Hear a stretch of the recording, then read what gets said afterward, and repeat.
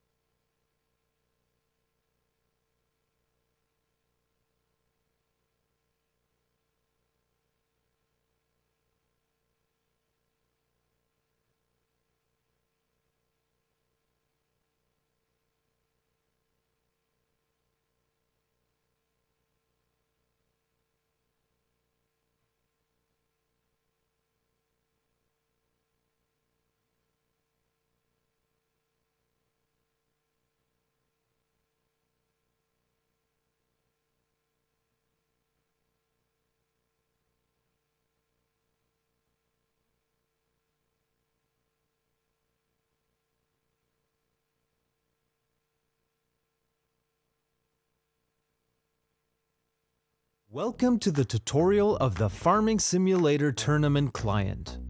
This video will give you a quick overview of the game mode. A match consists of 2 teams with 3 players on both sides. Once the lobby is full, the game starts with the pick and ban phase. Vehicles with different properties and perks that give you and your team additional powers can be selected here. First, the team captain bans the vehicles which won't be available for both teams in the upcoming match. Afterwards, they can select a specific team perk that'll give their team a certain advantage, and they might secure a harvester or baler as well. After this stage, the captain can pick his own tractor and player perk. This stage will be repeated for the other players as well. A little twist in the pick and ban phase are the limited amount of points a team can spend, so make sure there are enough points for every player to be able to pick and choose wisely. More details about the vehicles and perks can be found on our stat sheet, which is linked on fsl.giants-software.com. Before we let you play, however, let's have a short look at the map for some orientation. Compared to a little facelift. It features more hills in the terrain, and there are 2 separate fields now. We've also added additional hidden paths to the silo, and the barn zone looks much smoother altogether. To reach the bale barn, you will still have the 3 dynamic bridges linked to those of the other team. But take care, they are tricky. As a safe way, you can always use the static ditch crossing instead. As soon as the game starts, every player sits in his or her selected vehicle and is looking for the randomly spawning harvesters and balers on their respective pods. Make sure to claim them before the opposing team does so. If a team is able to secure all harvesters or balers, the game ends in a rush, unless you secured one of them during the pick and ban phase earlier. Once you have your garage together, you have 15 minutes to win the game. So, how do you win? The goal of the game is to score more points than your opponent. You get these points for delivering bales at the barn. To increase the value of the bale, you can sell the grain you harvested on the field at the silo. This increases your multiplier and decreases your opponent's. But be aware, there are special events happening during these 15 minutes of game time as well. At minute 12, 8, and 4, special drops will appear somewhere randomly on the map. Each of these 16 random drops has a different impact to either of the teams. So make sure you pick the one which fits your current tactic or goal the most, and be prepared to adapt. Excited? Then gather 2 friends and form your team on our website, fsl.giants-software.com. Train hard and compete in one of our tournaments. Enjoy and happy farming.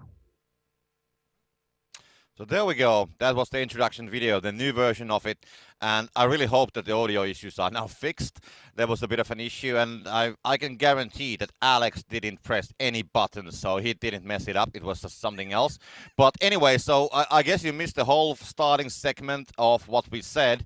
So just a quick recap. We have the semi-final day. I know that we have some schedule pressures here. So just a semi-final day. We had 8 teams competing yesterday. Lindner, New Holland, Horny Gang, and Valtra made it all the way to the semi-finals, and the first match is going to be Lindner versus New Holland. And yesterday we saw 4 other teams who didn't make it to the grand finals or the finals day, which was the Just Attracted, the new team which we haven't seen before, Mindsanity, Astragon, and Team Charlie. So they are just sitting this out. Hopefully they're still at the venue watching the matches. But yesterday was definitely interesting. We had some changes on the rules as well, definitely regarding the perks. So what is your take on that, Alex? Yeah, the changes regarding the perks yesterday have made a massive difference. We're seeing tactics come out that we otherwise wouldn't. And teams can no longer just rely on bottleneck all the time. They've got to check what the other team is playing and choose a perk that is suitable to play against. And so we have our first game up. We've got Lindner versus New Holland here. Are both teams going to go for the bottleneck for their first game, as many teams did yesterday, or are we going to see things shake it up a little bit here from these two teams? We shall see. And just to let you guys know on the other side of the screen as well, we did have a discussion with the admins before the tournament, and it seems that all the matches will be best of 3s today as well. So even though we were very highly anticipating to see the best of 5s today and see how the perks will go on the later matches on the series if we go to the 4th or the 5th game. But yeah, it seems that we might need to wait for that later. So best of 3 is all the matches as far as we know. But we go as we see if there's any changes on the site. Anyways, the bans are there. So John Deere and Valtra has been banned. Well, nobody has chosen the telehandlers, and the third one is not going to be one of those either. So we will have the telehandlers in play. But we haven't seen those to be so popular anyways. Unless you really have a strategy which has been built upon it, for example, like stopping the belt or getting your belt being stopped and then just operating with the telehandlers. But the ban phase is just about to finish, waiting for the final ban from the Lindner side, and it's going to be Massive Ferguson. So one of the telehandlers will be banned.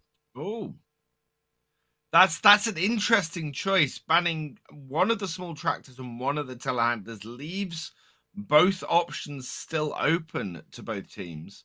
I think the telehandlers are going to come into play much more with Unstoppable.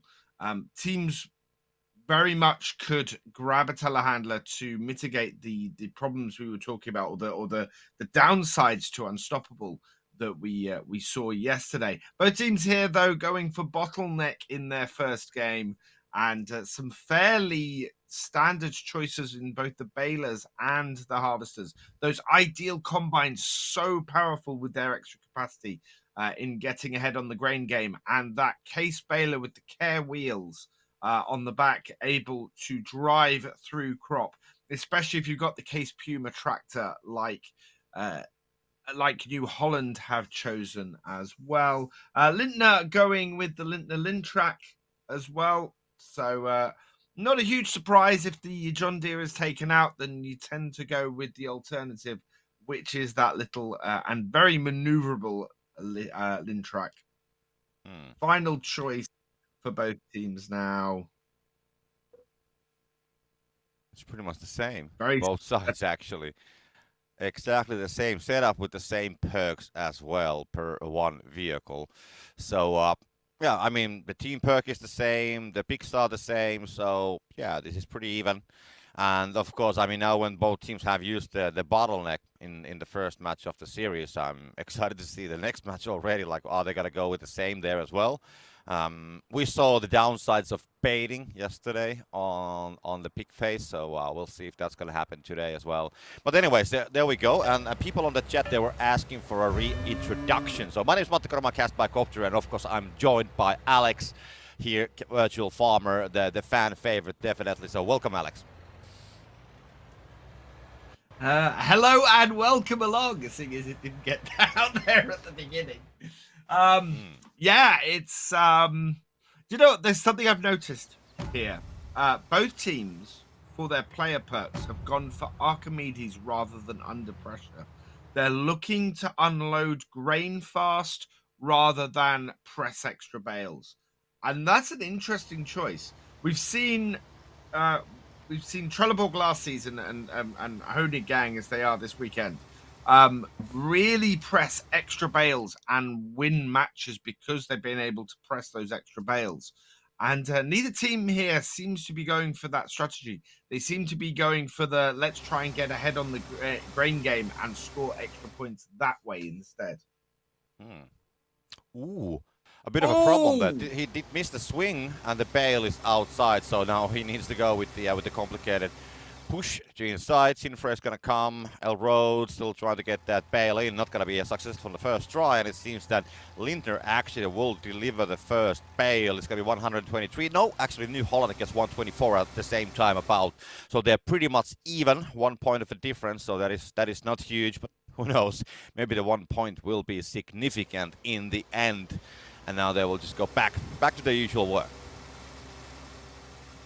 That was a very fast approach from New Holland. They got in there quickly. Unfortunately, they just clipped the inside of the conveyor, and as a result, weren't able to score those high points. That would have been a very high scoring first bale for them, though, had they been able to get that sorted and get that in first try. Unfortunately, though, as they weren't, they've only got that 1 point advantage over Lindner as it stands at the moment. Grain is being collected, as we can see, about tight situation, so about 30k for both at the moment. So the strategies are following each other. Maybe New Holland was just a little bit faster to get on the actual execution of the strategy, and then of course it's only 35 seconds, and we'll see the first drops to come in as well, and then we'll see if there's got to be anything significant coming out of those drops. Business as usual. We can see that they're actually working the same parts of the field as well, almost side by side, as we can see here on the X-ray images. So they are definitely doing everything exactly as the opponent is doing as well. And the drops 10 seconds to come. So then we'll see what's going to come out of it, and will there be anything disruptive? Do you have any favorites, Alex? Well, as always, I'm a big New Holland fan, so good to see them doing well and getting through to the semi-finals today. The interesting thing, actually, I noticed at this point is New Holland must have just had a better all-round start here. They very nearly got a better first bale, or a significantly better first bale than Lindner. But they're also running 3,000 to 4,000 liters more grain at this stage as well. So they're going to deliver their grain first too, but that could give them a bit of an advantage going into this second stage of this match between now and the 8-minute drop. With both teams picking up herbicide, that means their combines are not going to be restricted going around the field. They will get a better yield from all of the crop they have going around. And we're seeing Lindner still delivering grains, but it's a 2.0 to 2.0. So that's a very similar amount of grain delivered by both teams. In fact, comparing the grain, it seems that New Holland still have a couple of thousand liters extra out there on the field. It didn't come in the overloader. It's out there on the combines. Yeah, both teams are collecting more, and the remains which was not delivered seems to be on the utilities that were not on the silo. So they're kind of like, starting to rebuild towards the 8-minute drops. Nobody has been pressing any bales. So and the same as before, they are just going side by side here, more or less working on the same areas of the field. And this is actually a nice view. We can see that both teams actually, as an X-ray and as an actual vehicles, because there's this river bank between them. Of course, they cannot cross that one, so they can see partly what is happening on the other side. And of course, these X-rays are then just mirroring what is happening on the other side. But yeah, the grain is being collected. I mean, nobody has a big haul or anything like that. So with the utilities or the vehicles which they have on their disposal, they should be ending up pretty much with the same strategy. And if they keep going like this, just side by side, like executing and mirroring the strategy which the other team is doing, then I would say that they should be pretty from the same distance from the drop when it comes at the 8-minute mark as well. So we'll see maybe a pretty tight race towards the drops. We can see our roads now going to unload it. So at least New Holland decides to unload. So this is the first difference on the strategies, that New Holland decides to start unloading the grain already before the 8-minute drops comes in. So maybe they have some kind of an idea that they want to do something differently here. 1 minute and 10 seconds for the drop. So there's still a reasonable time to collect more, and then they are back on the game. So now on the field, Lindner has a slight advantage, but on the multiplier, New Holland has the advantage, but they are not, at least for the moment, delivering anything on the barn.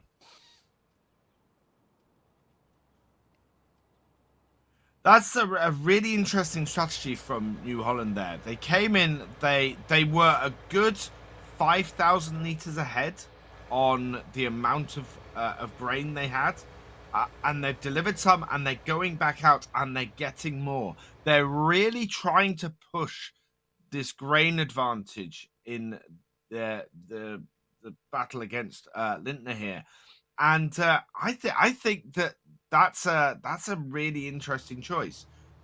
I don't know if Lindner are still out there gathering lots of grain. Yeah, Lindner still have 60,000 litres of grain to New Holland's 55. So this mismatch in the multiplier isn't quite as stark as it seems, but New Holland do overall have more grain. They have more grain kicking about. They've dropped more off, and it's silo closed.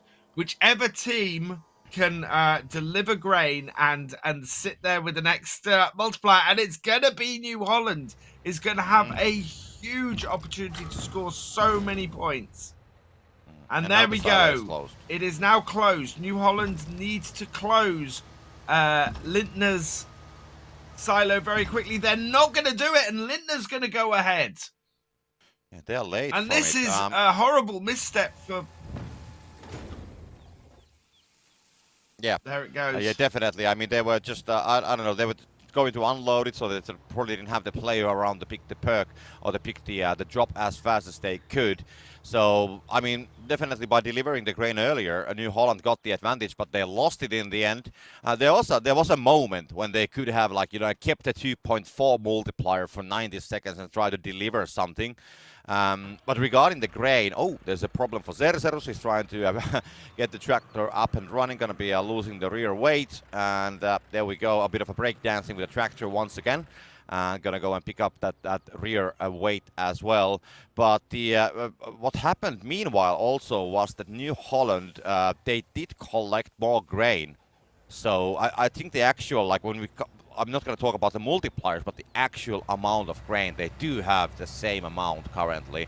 So as we can see, they have 20k more to unload. So when the silo closed ends, and they did pick up that later, they can definitely get that multiplier back on an equal state and maybe a little bit more. I think it's going to end up like 2.2 for the New Holland side when they have unloaded everything after the silo close has ended.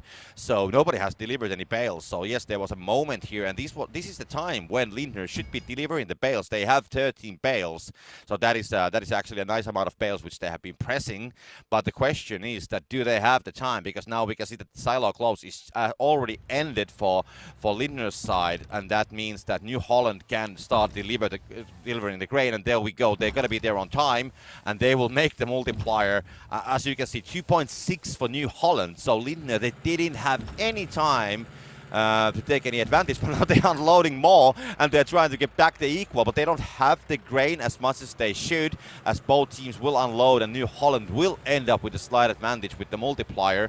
But definitely a very long-lasting race with the grain and with the multipliers, because we only have 5 minutes on the clock and we haven't seen any bales being delivered. And 7k remaining for New Holland. Lindner still has about 13k, so that will definitely leave a slight advantage to New Holland, about 2.2, 2.1, maybe 2.2. Yeah, there we go. So that's gonna be the final final multiplier or the ratio. And now it's all about the bales. So Lindner is leading on that race, but New Holland also is, pressing them and delivering. So this is going to be a close call. And New Holland did also, by the way, deliver a couple bales, as we can see from the points. Yeah, New Holland getting those first crucial bales in once they had a slightly higher multiplier. I think they delivered those at about a 2.4 to 2.3. So crucial points scored there for New Holland, and they're playing a cracking grain game here. They've managed to overpower Lindner in the amount of grain. We saw them doing it the whole way through from the start, having that extra 5,000 liters of grain kicking about from the very early stages, and now it's come into play as we come up to the 4-minute mark, and Apollo getting stuck on the safer route, but he's through, and it's bale points. 20 bale points and 21 bale points. That is not significant enough to make a difference. New Holland grabbing it anyway to give them a slight an increase in their advantage, increase in their lead. So that is not going to help Lindner. 300 points to 123 at this point. And Lindner have a huge hill to climb in the last 3.5 minutes of this game. Yeah, it looks a little bit complicated currently. I mean, we can see some small mistakes from the Lindner side. I mean, nothing major. They haven't been flipping the vehicles. Okay, they did flip the one tractor earlier, but I mean that when we follow how they are organizing the bales, getting them on the front, and delivering them and operating the belt. So we don't see that smooth operation going on there, which we would love to see. The gap is 200 points, and the difference in bales is 4, 5, 3 bales pending from the moment. So that is not going to be enough to to make a difference on the points. And of course, we still only have less than 3 minutes to go. So it comes down to the efficiency. So what Cercerus is currently doing here is very important. I don't think that there can be any interruptions on the workflow there. They need to be getting those bales on the belt and, not making any mistakes, because the time is going to be a problem. That if they have a slight problem, they have to correct one bale or something like that. It means that they might not have the time to put all the bales on the second floor. And that will mean that they will have to settle down even with the smaller amount of points from one bale than the 18 that they are currently scoring. And of course, it's good to remember that the multiplier, yes, that is also on the side of New Holland. Let's say the 10 bales go in. That's going to be 40 points more for New Holland from those 10 bales. So that is a significant difference as well. So definitely Lindner, they need to get more bales, and they need to be doing it in a 2-minute time. So this will be complicated. But as we can see, the point difference is now 60 points. Of course, the bale count, it has been changing as well. But I would say that both teams, they are still on it, I would say. But it all the way comes down to the fact that how well they are getting these bales here, and will there be any mistakes? One mistake can cost a lot of things, especially if New Holland, for example, drops a couple of bales and the tractor gets stuck with the other vehicle or something like that. It can make a difference. Yeah, very much. At the moment, it is New Holland's to lose, really. Lindner are doing a great job of keeping within touching distance of New Holland. They're getting those bales in, they're scoring those points. But I think unless New Holland make a mistake that let Lindner back into this, then New Holland have probably got this sealed up at this point. It is going to take something like that. I don't think Lindner can come in and close that gap with the disadvantage they got. But Rhodes there making a mistake, flipping the bales off the front, slowing down the delivery of these two. That is not great. And it's 501 to 574, and more problems from New Holland. They've managed to drop a bale off. And Cygnus kind of getting in the way a little bit at the bottom there. 26 seconds left. There's 100 points in it, though. 99 points in it.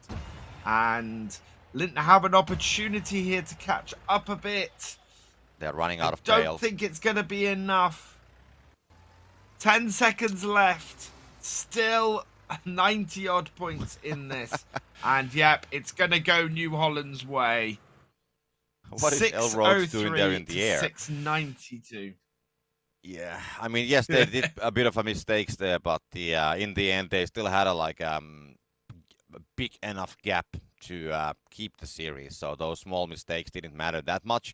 And of course, Lindner did run out of bales as well in the end. I mean, they only had 3 bales when the point difference was about 70 points, so there was no way to come back from it. So they run out of bales, and it didn't really matter if they put it on the first floor or the second floor, as there was just not enough points available for them to come back from this series. So it's going to be New Holland getting the first victory of the day, and of course, that will put Lindner on their back feet for the next match.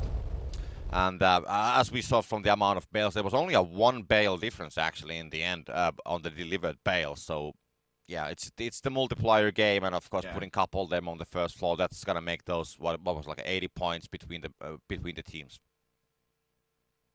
There was somewhere in the region of about 20,000 liters extra grain delivered by New Holland in that game. They went in there, they planned to play the grain game. You could see it from their choice of Archimedes for their player perk over under pressure. So they weren't looking to press those extra bales. They were looking to unload grain as quickly as they could. And Lintner tried to match them with the same game, and just getting those ideal combines at the start as well. Those really helped New Holland too. So yeah, cracking game there for New Holland. Really, really well played, and getting a lot of extra grain. I think Lintner are going to have a quicker start. I think they're going to have to be on there. They're going to have to try and get those extra points from first bale, and they're going to have to get that grain production going a lot quicker next game if they hope to beat New Holland. Yeah, I mean, we saw more deliveries also on the silo. We had a delivery, was it like straight after or about the same time as the 12-minute mark? Then we had a 1 delivery before the 8-minute mark, and then we also had a delivery still at the 5-minute mark. So definitely, I mean, both teams were betting on the grain game. And what happened there with New Holland was that on the first batch, they collected less grain than Lindner, and then they delivered about the same amount, and then they went immediately back on the field, and they kind of like closed the gap, so they had about the same amount of grain already being collected before the 8-minute mark, before the silo close came in. They were faster to get the delivery, and then they still went back to the fields to deliver it. So at the early game, it seems that they are not having, enough grain. But then, during the breaks when the silo was closed, they closed the gap and collected. And there was a moment about when we had like 4 minutes to go or something, when we saw that the grain collection had a slight impact on the bale production because they were late with the bales on that time. But then they came back from it. I don't know what happened. Maybe it was the efficiency thing or something like that. Also, Lindner lost some time when they were flipping the tractor and stuff like that. So maybe that's the time when they come back with the bales as well. But yeah, I would say that the strategy with the grain almost costed them something, but then they managed to come back and get the enough bales being pressed as well. But there we go. It's going to be the second game that's going to be starting.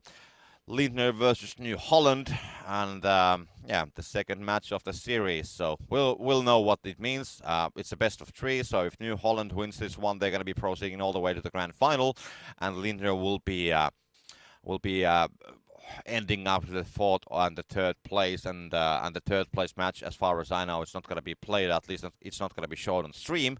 So we'll show the semi-finals and then the actual grand final. But there we go, back to the ban phase, and Walter is going to be the first ban, followed by John Deere.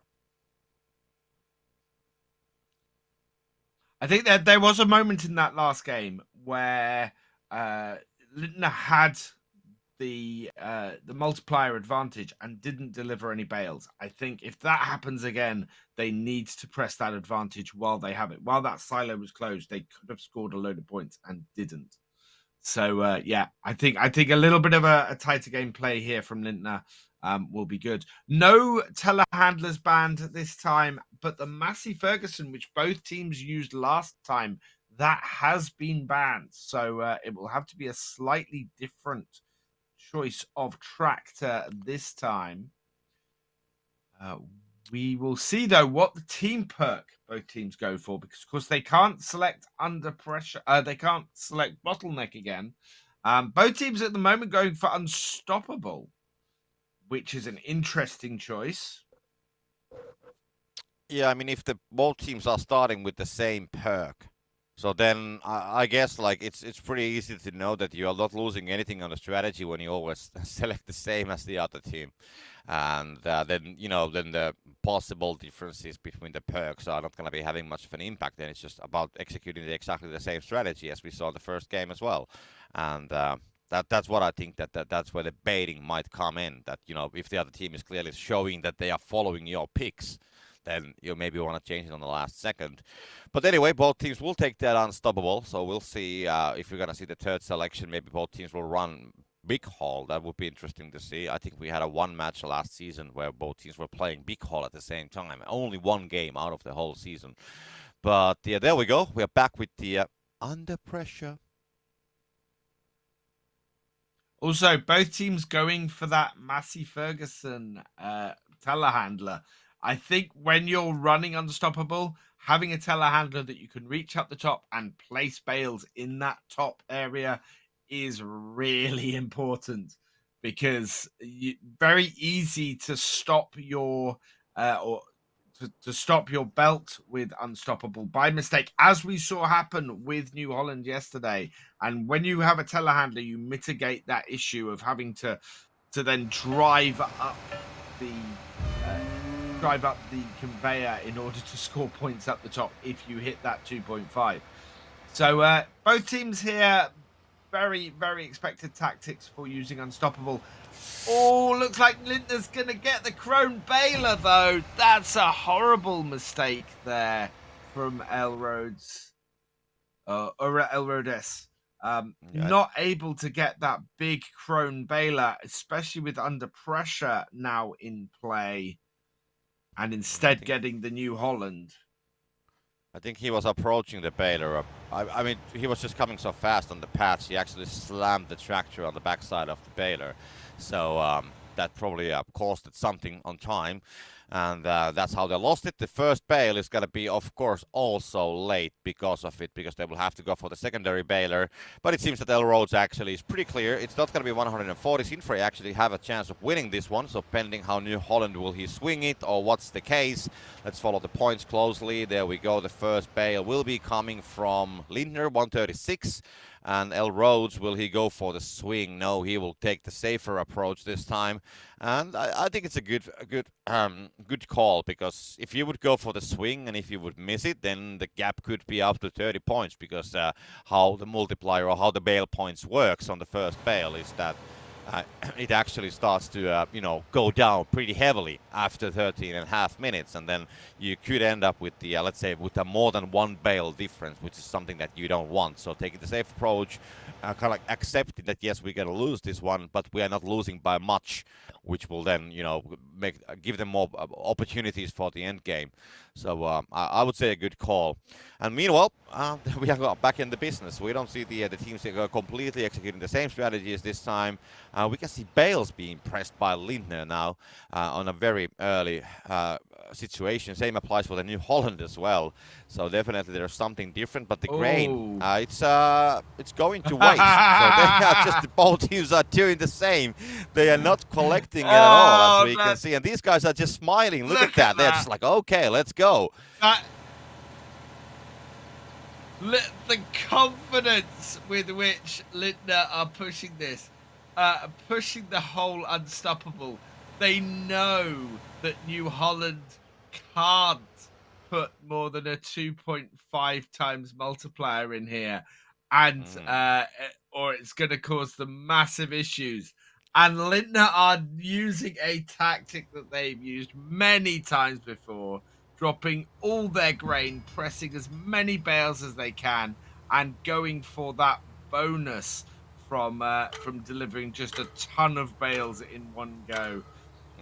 New Holland are going to try if New Holland haven't worked out what's going on, they will do soon. And Crazy Tools come out. If Lindner do not grab Crazy Tool, I will be amazed, because that will just allow them to press so many bales.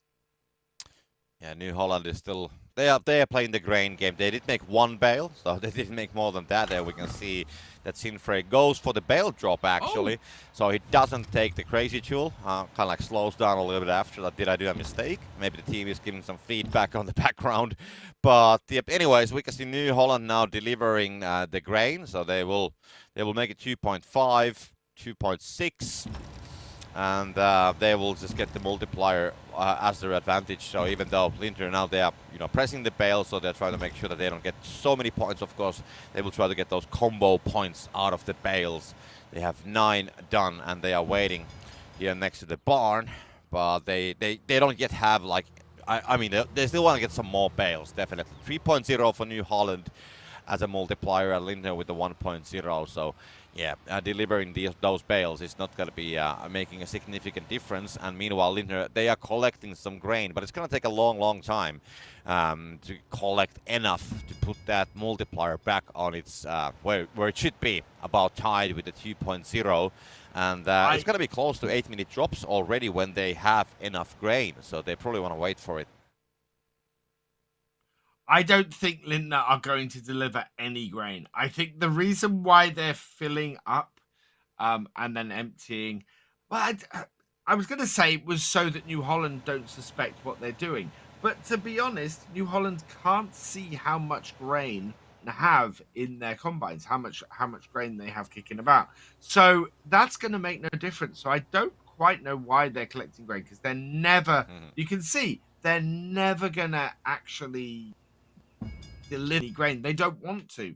That is not their tactic here. Their tactic here is to go for a bale-tastic and the multiple bale delivery at once, and we're very much going to see that now. Can New Holland counter it? If New Holland counter it, then this is an all or nothing approach for Lindner. Yeah, I mean, New Holland, they do have some bales now. They have started to press them. Not sure where they are currently. They could be, and there we go. They're going to start building the, what should we call it, the train? The bale train that comes, which they're going to push inside. They just need, like, rails that they could just, like, swing it in with one first try. But, yeah, let's see how they're going to line it up. Because those bales, I don't know from which angle you need to press it. I'm not an expert on that one, but yeah, it seems to me that it's going to be difficult to push if they're going to start building the queue of bales. If those are the first 2 bales of it. I think it's the Lindner load up, isn't it?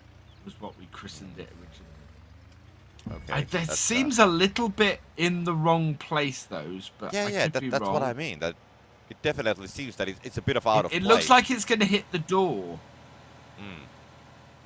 We'll see.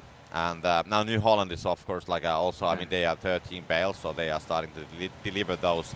At least they have to get something like next to the barn that they can try to, in a way. The first 2 bales, I mean, I'm not an expert, but, I have been building something on past, so I do have some basic understanding about constructions. And those first 2 bales, they look to be in the wrong place, if you ask from me. And if Alex agrees, then hopefully we are right as a caster. And here we go at the 8-minute mark. Bale multiplier. Oh, they are not ready with the train. They are not ready with the train. They're not. So they have to be fast. And we can see I don't know if Lindner are out there still harvesting, are they? Because I'd grab the direct delivery and try and pull that back a bit. New Holland they must be going for the bale multiplier. That's 4.5. Yeah, so 45 points of bale and there's for 3 New bales Holland at the moment. That's huge. That's 45, and there's got to be another 90 points on the belt as well. So they are definitely, building some points nicely. Lindner has allowed this to happen because they didn't participate, but they have 25 bales though. So this is interesting to see how the, this like a huge bale game works out. Maybe those 2 bales that we are wondering, maybe it's like a support on the right side. That sometimes we see that it doesn't go completely in. So maybe the idea is that those 2 bales are a bit on the side, that they will actually hit the right side door and then kind of guiding the rest of the bales inside from the doorway. Could it be?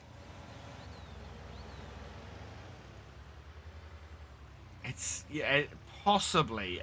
But look at the points. Yeah, or it Look could at the be. points. This is where we have to place the first bales. It's Okay, just, well, that is nuts. yeah. But Oh no, New New Holland? Holland making mistakes though. Which is not good when they're trying to score all these extra points. They need to score. If they are going to survive what Lindner are setting up, they are going to have to score a lot of points before Lindner deliver their bales. But they are already past 500. This is a strategy. Yeah, they need about 1,000 points. New Holland are going to need about 1,000 points or a really good counter to this. Okay. Let's follow. I mean, the excitement is definitely in the air, I would say. We haven't seen this strategy that often. I mean, probably on not last year, but the seasons before I was joining on the FSL crew. But we did see this couple times last season, and at the time it happened, I was so noob on this thing that I didn't really understand what was happening. So I love to see this now when I have let's say a better understanding about the game than I had, for example, on the first tournament. Because in New Holland just put a couple bales on the first floor as well, so they have 600 points. They have 12 bales to come, so if they deliver all those 12 bales, they will get another 360 points, so then they're close to 1,000. That's the multiplier probably is not going to be changing at all. So I would say that definitely if everything goes according to the plan for New Holland, they are looking to climb there on 1,000 points. But yeah, we'll see when the Lindner push comes in and what's gonna be. Can they counter it? Can they stop the combo in between? Are they so good with the timings? That's another thing that we have to follow here, because that can of course ruin the whole plan for Lindner if somebody manages to deliver a bale on the New Holland side right in the middle as they're doing it. Just a quick shout out to Punk Rock Dude 86. Welcome along. I hope you enjoy the FSL. This being your first time here, and yeah, not knowing there's an esports for it, it is awesome. People come in here all the time, and 3 hours later are still glued to it. So yeah, I hope you enjoy it very much. Building, very good point from him. That hoping that Lindner is watching the combo, and yeah, we have seen it. The combo is building up, and Lindner every so often are just putting a bale in to get it reset and making sure that there isn't suddenly a massive number of points that New Holland score from that. Bale points grabbed by New Holland. New Holland are now up to 817.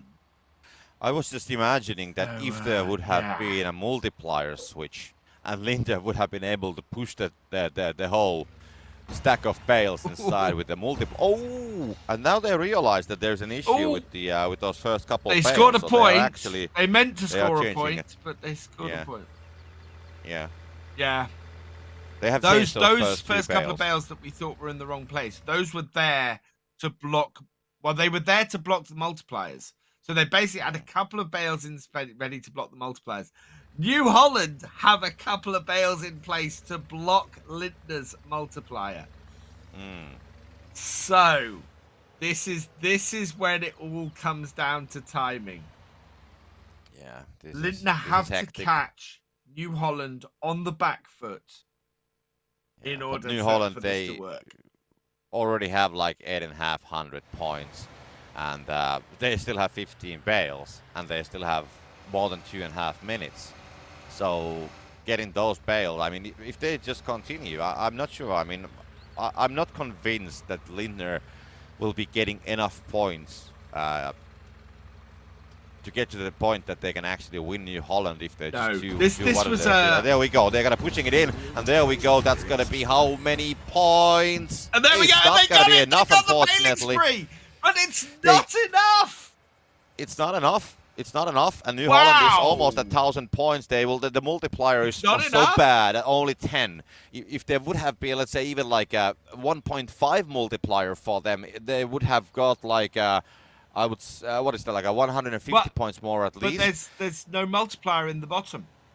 Yeah, that's true. There's no multiplier in the bottom, so they would only get 10 points per bale anyway. Yeah. That though, has gone horribly wrong for Lindner. They do not have the point here to make up the difference. It just hasn't worked. That's the incredible thing there. They got the bailing speed. They got the maximum they could, and it hasn't worked. And I don't think they can come back minutes. from it.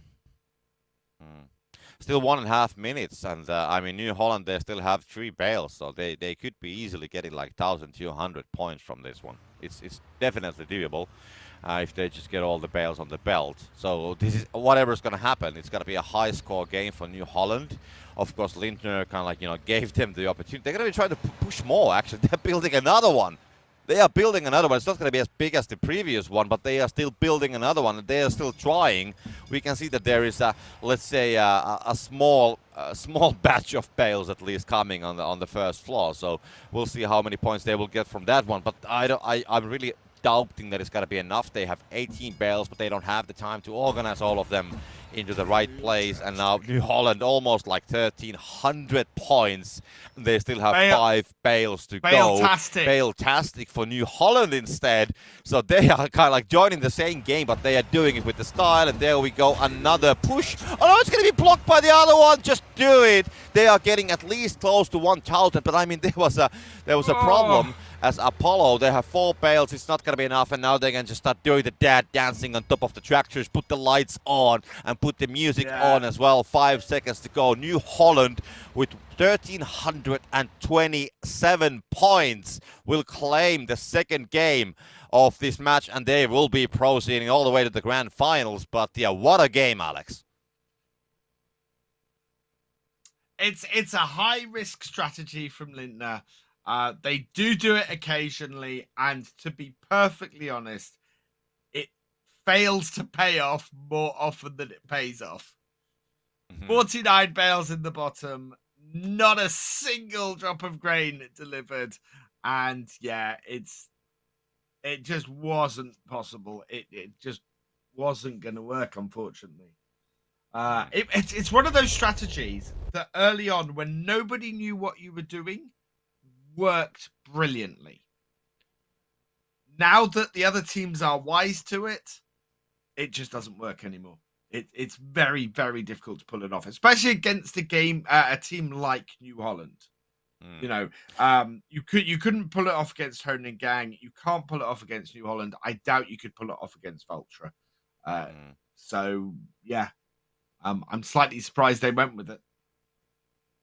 Yeah, I mean, it's you can realize it when you look at the grain delivered. Of course, I mean, we had so weirdly, let's say, round numbers there, 30,000, 45,000, and nothing else. So and when you realize that the other team is not doing anything about it, then I guess the countering that Lindner strategy is just about realizing that they are doing it, and then just focusing on your game and playing with the multiplier when you know that you can actually play with it. We're going to be going for a short break. We'll be right back.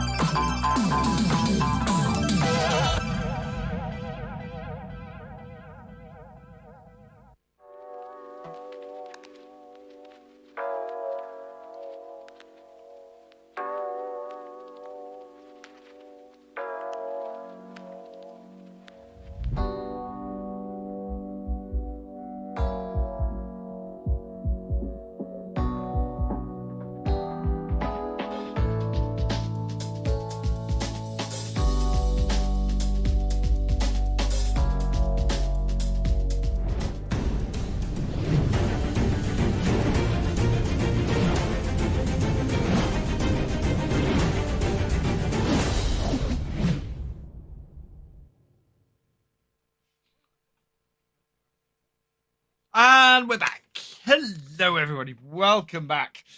What a cracking game that was between New Holland and Lindner. Lindner pulling out their famous Lindner load up, which didn't quite pay off. I think I was thinking about it over the break, Matty, and I think if you had Unstoppable as your team perk and the other team picked something else, that would work really well.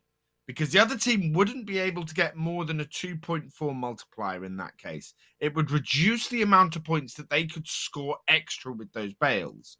And it would make that much more achievable. I think going Unstoppable versus Unstoppable there meant that New Holland could go up to the 3 times multiplier, score so many more points, and made it so that they weren't able to actually effectively use that.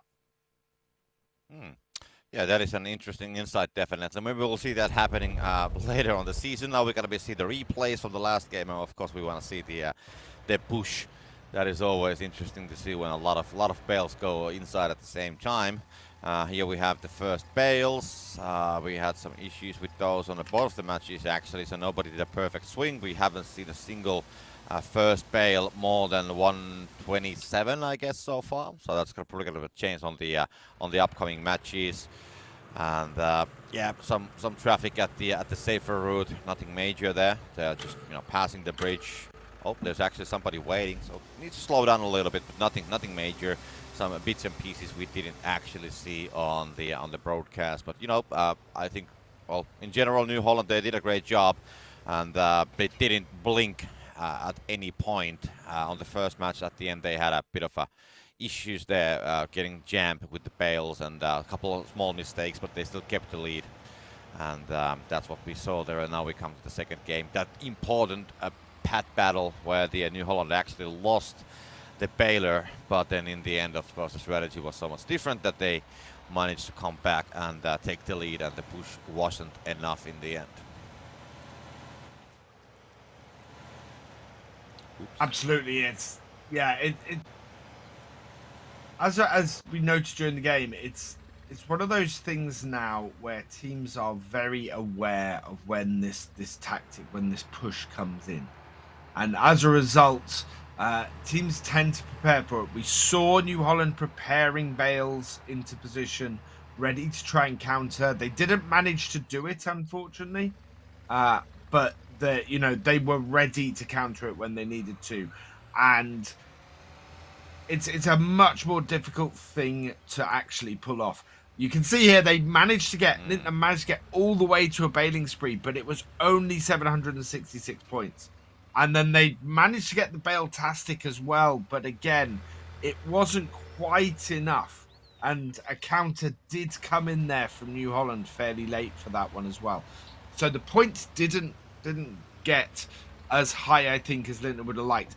And they did need to limit the number of points New Holland had. 1,300 points is really difficult for them to do that push of bales and actually score enough points to win with. I mean, there was a moment when New Holland actually had the Bale multiplier, the Bale multiplier at the same time as well. So they made 45 points per Bale, and I think they managed to get something like 5 Bales with that multiplier as well. So that's a huge amount, because quite often when the multiplier hits, they're not ready to deliver them. And then they get couple bales in, but getting like 4 or 5 bales with that multiplier, that's huge. And when you have a 3.0 already, then it's a huge amount of points actually. Anyways, that's settled, so that means that New Holland will be proceeding to the grand finals, and the next series, the second semi-final, another best of 3 series, will tell us who's going to be facing them. It's going to be Horny Gang versus Valtra, and yeah, I mean, Horny Gang as the current champion of the Farming Simulator League from the last season.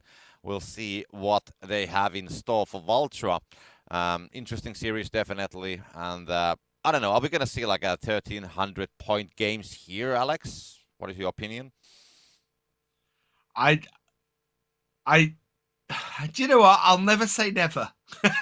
Honey Gang have pulled up some amazing plays before, and we've seen them absolutely decimate teams, and score 1,300 points without having a setup like New Holland's just had. However, Vultra historically have been quite a good team. They were strong at the end of season 3. They had a good start to season 4. Although it didn't follow through to the end of the season.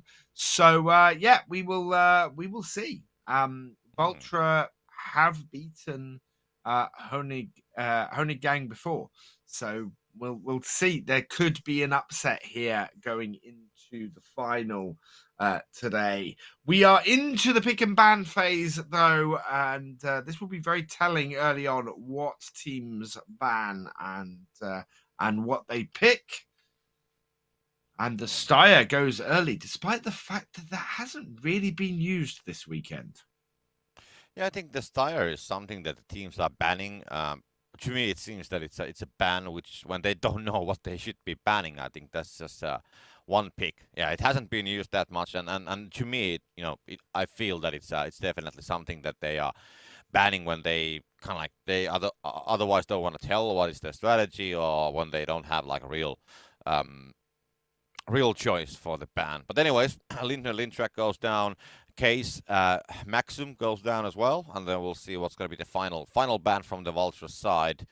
And well, as we can see, there will be some narrow tire tractors available. There will be telehandlers available. We know that. And is it kind of like a restarting the ban phase? So we're still waiting for it. Should be coming. It's going to be Deutsch Fahr. So that is out of the equation as well. And now we're going to be moving to the captain's picks. So the first team perks will be selected, and will they follow? Will there be any baiting? That's what I'm always following. So let's see what's going to be chosen here. What will be? It's a lot of time. Bottleneck coming for Valtra's side, but same coming for Honig Gang's side. So there's still some time remaining, and now it goes to none. So they are weighing their options. They're thinking about it. Let's see if there's going to be a last second selection. Are they going to keep it as none? They're going to keep Bottleneck. Herbicide. So they will make some last minute changes, and I'm just wondering, this whole baiting, what's the thing that they kind of like, what's the plan really, that they will take away the Bottleneck, leave it to none, letting Vulture to understand that they're maybe not going to pick up anything here, and then they will take something which is like let's say less powerful, and then they take the Bottleneck in the end still.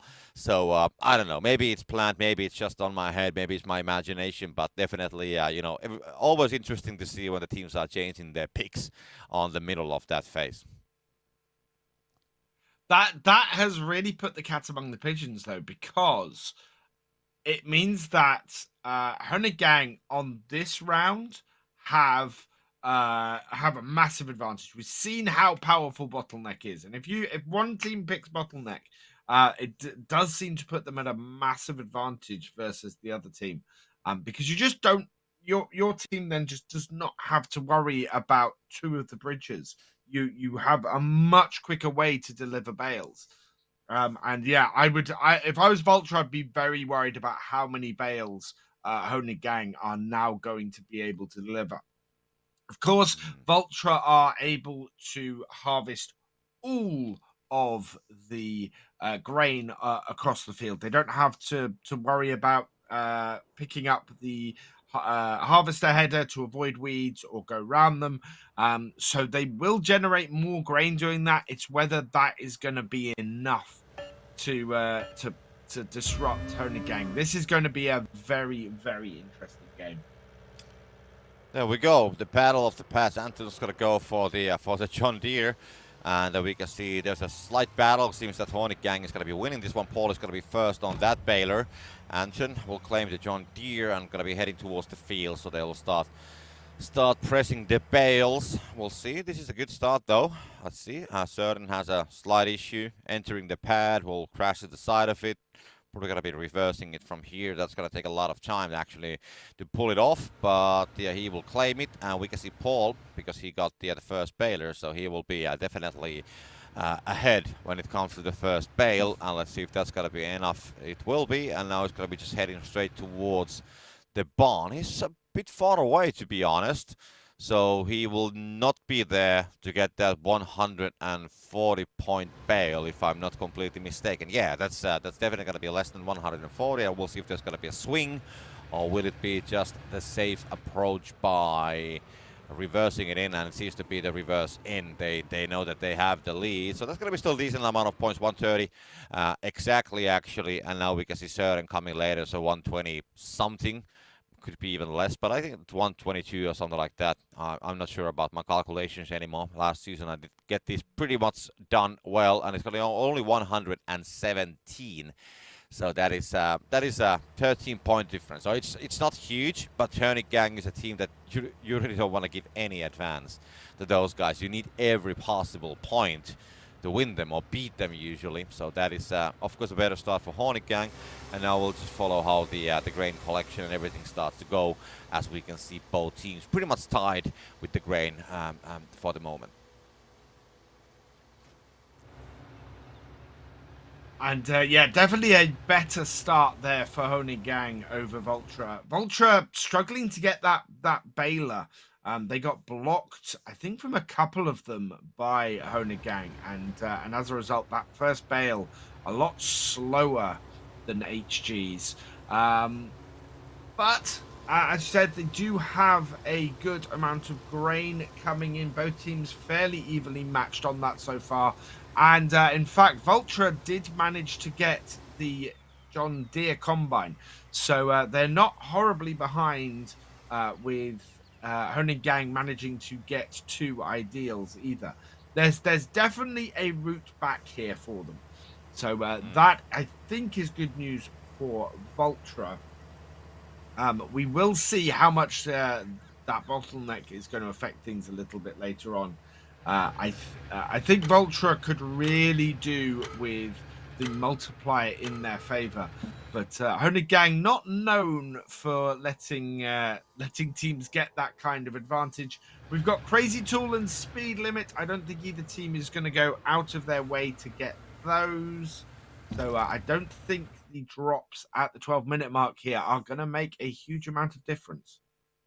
And it will leave also all the kind of like the most disruptive drops for the 8-minute drop as well. We haven't seen anything that high. Like we saw Silo closed on the previous series. It was picked by both of the teams. So we'll see what's going to be coming up there. We can see Belt has been stopped as well, but I guess it's now back in the action. Yeah, it's back on the action. Both teams still in the speed limit, so that's fine. It's going to be pretty equal, as we can see.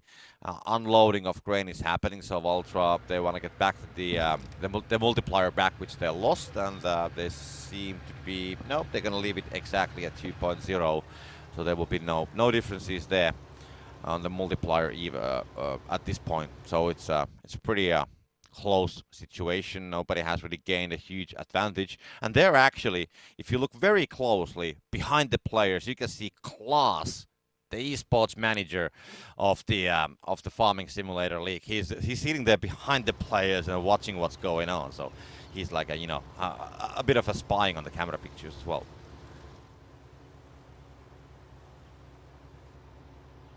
And something interesting to note from that first delivery is that while the multiplier is the same, Vultra's delivery is ever so slightly less, which is not great for them, because if they are actually producing and delivering less grain, that is going to hit them even harder when Hönig Gang is able to come in and do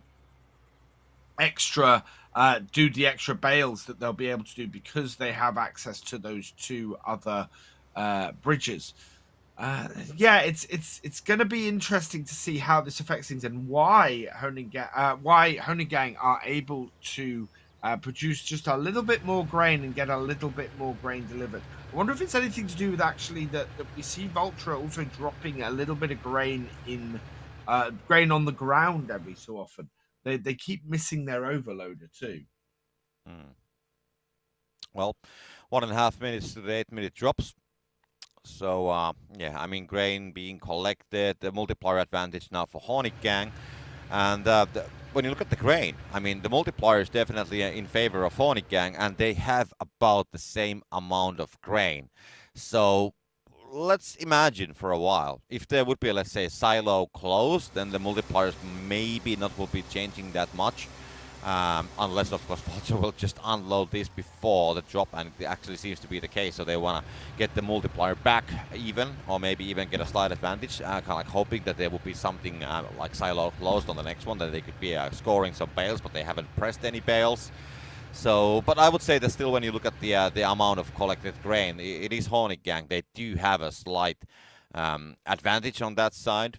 So if, let's say that all the teams collect the grain and unload it, which they have delivered, it should mean that Hornet Gang will end up with a higher multiplier. But it's only 25 seconds, well, we'll see that.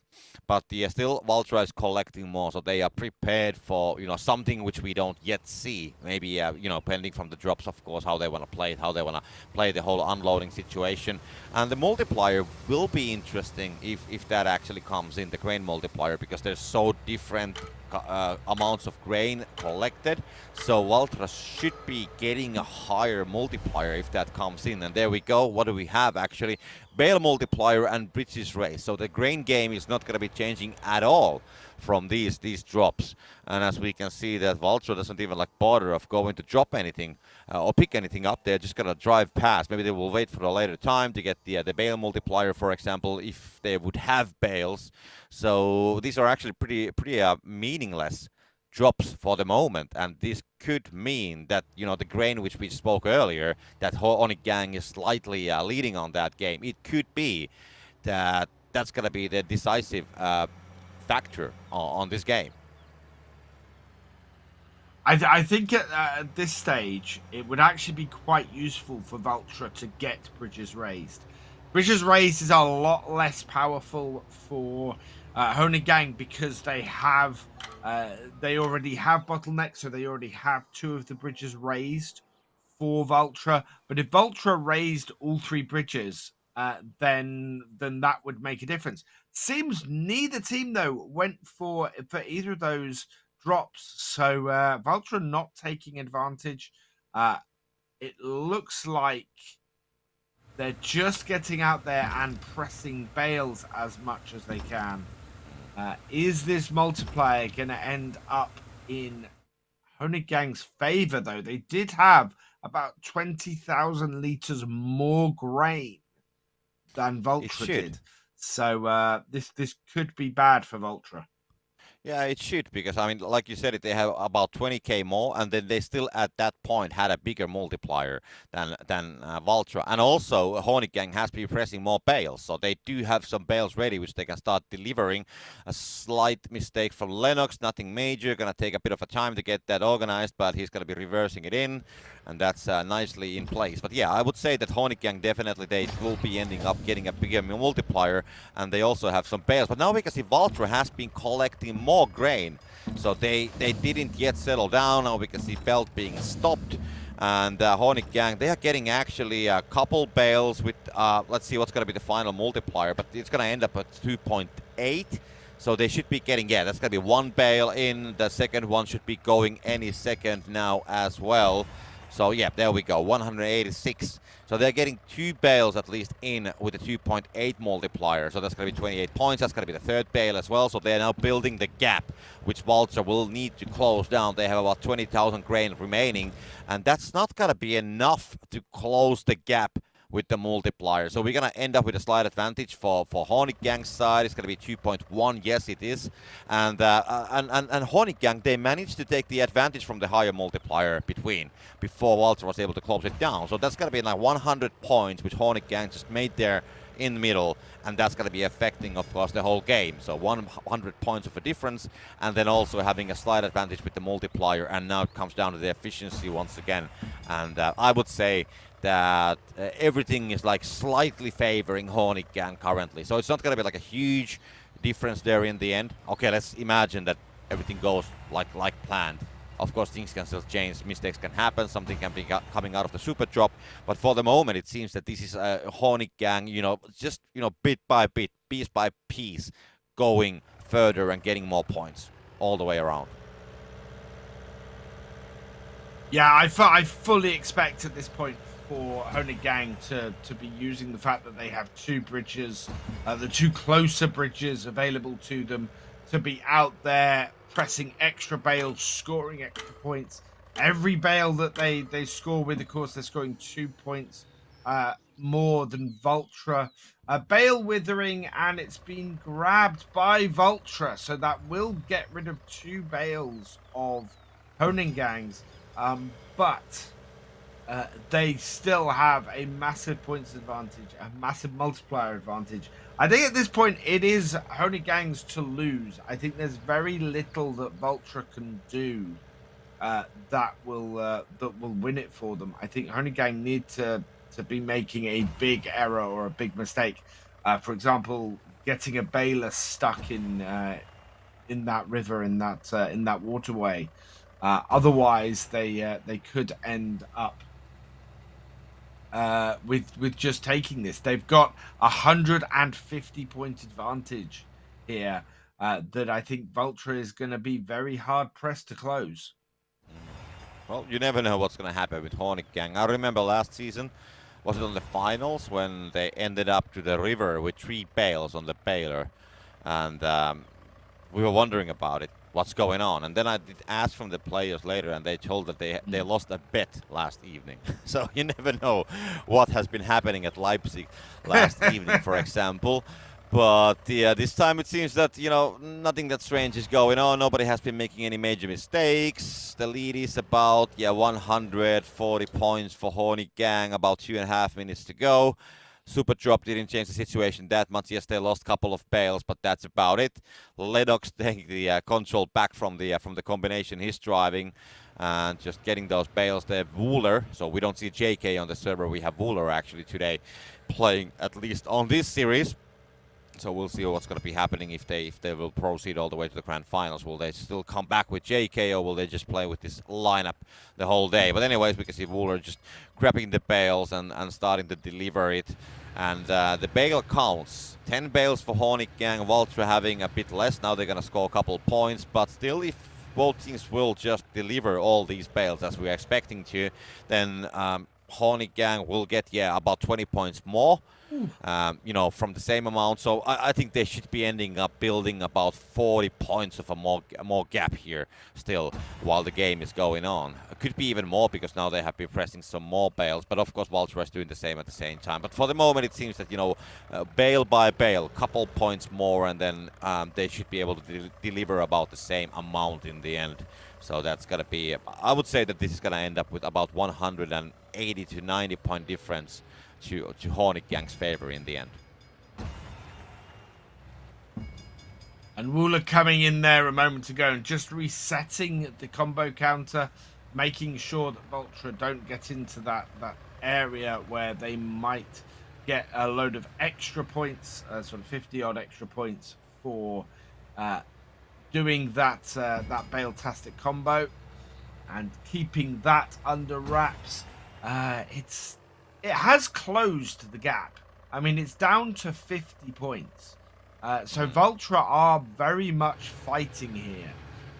But I think that's probably more to do with... Honey Gang has been going out and collecting bales, and it slowed things down a bit for them. So it's going to open up again, and in fact, it has opened up to about 100 points. Nice. Oh, some nice bit of front loader work there from Wooler, though. Catching that bale. We've got an oops from Vultra. But it doesn't matter. Those bales aren't going in for Vultra either. And there we go. Hona Gang take it by about 100 points. Yeah, it's they didn't deliver all the bales. They didn't go on the belt. They want to make sure that those 3 bales are getting inside first, so they kind of like run out of time a little bit. But they will win it with about 170 points in the end. Couple bales, I mean, Vultra had 2 undelivered bales and Hornigan had 1 undelivered bale. But the grain game on the middle, so we can see how much more Hornigan was actually delivering. And on the first unloading of the grain to the silos, we saw Vultra kind of like, having a bit more collected at that point. But once again, the other team did collect the grain, while kind of like, later. I think that on the past we have seen that the teams are collecting, a lot at the start and they're unloading it and they will maybe come back for another full load. But now maybe on 3 matches on this event, we have seen this happening, that the teams are kind of like not exposing all the cards on the first unloading. They will not put everything out, and then they will just, like sneakily collect more grain, or like on the, let's see, between the 8 and the 12-minute drops, kind of like, prepare it when the other team might be not expecting it. And then they're trying to keep it just even at that point. When they know they can't score any points with bales, they're not tipping their hand, as you say, and delivering all their grain if they don't have to. They're holding a little bit of it back. They're trying to give themselves a little bit of advantage so that when they do have the bales there, then they can get that extra multiplier and score the points with it. We did see there, though, very effectively when Honegang had that 2.8 multiplier, actually getting bales delivered and scoring points when they had the good multiplier. And we say this all the time, every single tournament. We're sitting there going, you've got the multiplier, score bales, score points while you've got it. And Honegang there showing exactly what you should be doing if you have a big advantage in the multiplier. Get some bales in, get some points, and it will get you nicely ahead with a good bit of breathing space.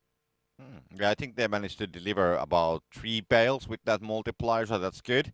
It's still less than New Holland on the last game, though. They managed to put the 5 bales with a great multiplier. But okay, let's go back to that match. But anyways, that's where they made a bit of a gap. And yeah, I think they had a good timing. Kind of like they started to deliver the bales earlier with the multiplier, and then also some bales with the 2.1, 2.2, 2.3 before the Walsh was able to kind of like change the multiplier to the final one. So they made a bit of a gap there, and then the general efficiency how they performed. Even they lost 2 bales on the bale withering. It's still they ended up having more bales. So that's definitely a good sign of being a healthy, productive team there on the fields. Absolutely. Yeah, great team. Great play there from I was about to say Trelleborg from Honegang. Played a blinder. It'll be interesting now to see them without bottleneck. How that makes a difference. They actually didn't press as many more bales as I thought they were going to, with the extra bridge access they had. It was only a 5 bale difference, and I expected them to have a bigger advantage than that at the end. So yeah, we'll see how they play now. Vulture, of course, can use bottleneck. They can disrupt Honegang really quite effectively in this game, because Honegang cannot select bottleneck again. So I'm very much wondering what Honegang are going to choose in order to try and counter that. Vulture have banned the Deutz Far straight off the top. So we'll see how Honegang are going to reply to that. They have banned the Fent 1050. I think we're going to see probably a smaller tractor go at this point. Or even, actually, Honegang going for Unstoppable now would be quite interesting. And I think if they can avoid getting a telehandler banned, they will. In fact, yes. So we've got 3 big tractors banned.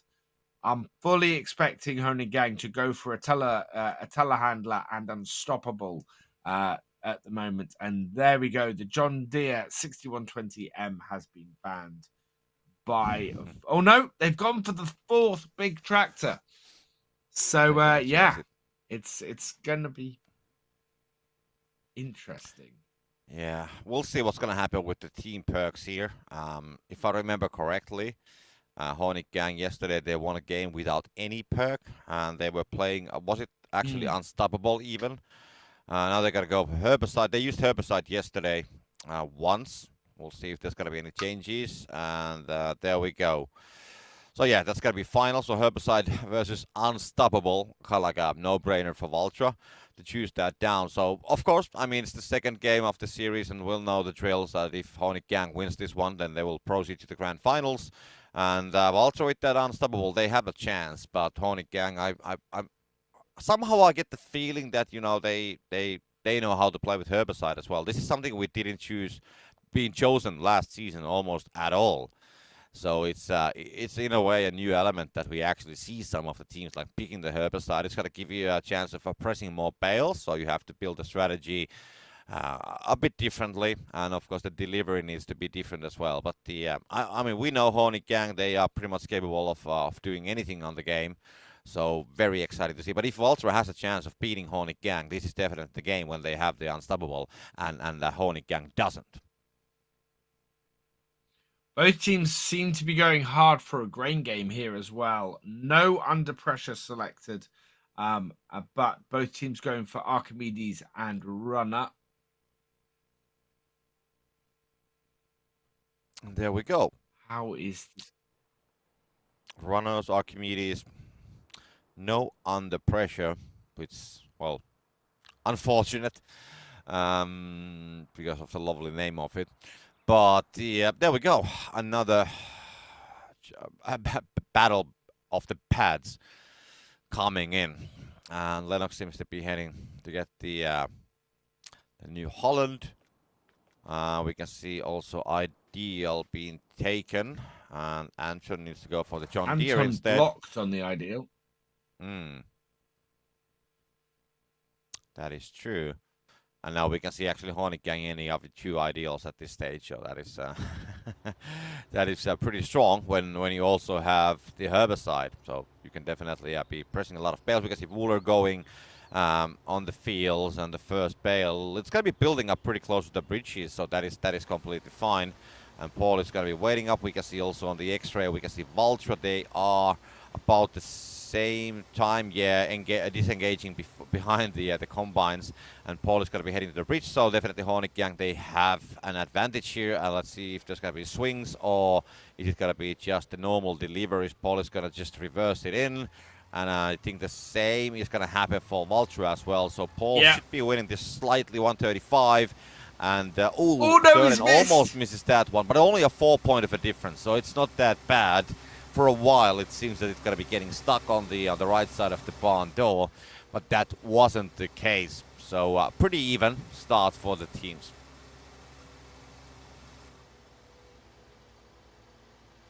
I think it's going to be interesting with herbicide in play for Hornet Gang to see if again they can increase the amount of grain they deliver. I mean, their grain game last time was brilliant.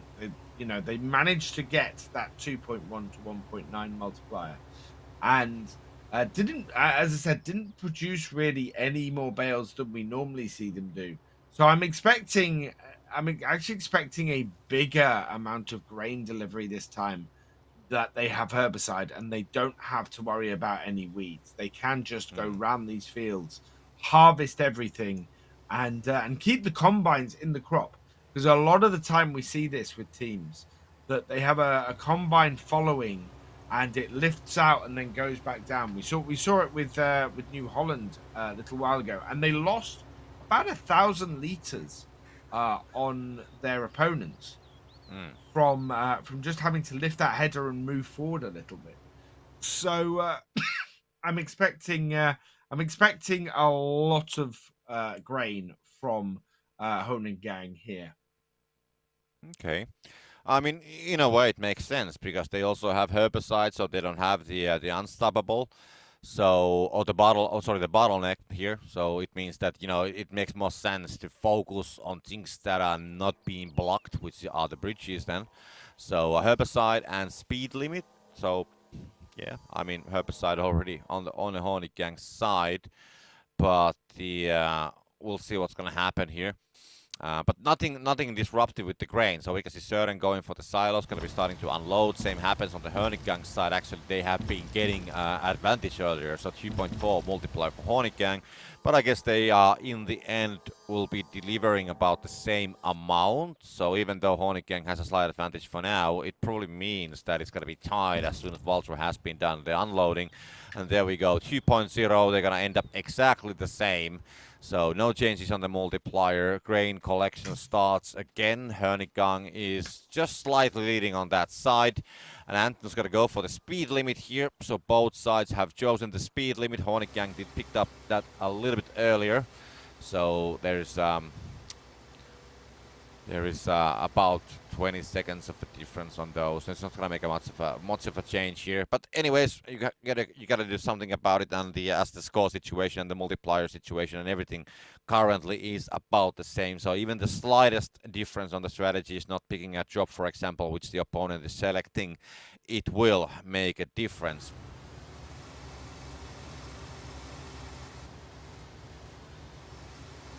And an extra 6,000 liters of grain now for Hornigang. This is what I expected. I expected them to be producing extra grain, to have extra grain. They've got the 2 ideal combines. This is the bit that loses teams the advantage over their opponents, though. You saw it happen there with Vultra. They lifted up and moved the combine forward so the combine could then pick up where the other one was to unload. And that will have cost Vultra grain because they haven't got the combine in the field harvesting. And we as I said, we saw it with New Holland. New Holland had a 5,000 liter advantage. They did that. They moved forward. That had gone down to a 3,000 liter advantage. Here, I'm expecting that has only widened the gap. In fact, yes, it has, to about 6,000 liters for in Honigag's favor. That is a problem for Vultra. They are going to be very much on the back foot after this 9-minute unload, which both teams seem to be doing. I think in Vultra's case, it's to make extra space because they have they lack the space in the combines. They've got that John Deere. It's got a slightly smaller grain tank. They need to make the space. Hornigang, though, delivered extra grain over Vultra when they did that just now. So I think that actually probably puts them at more of an advantage.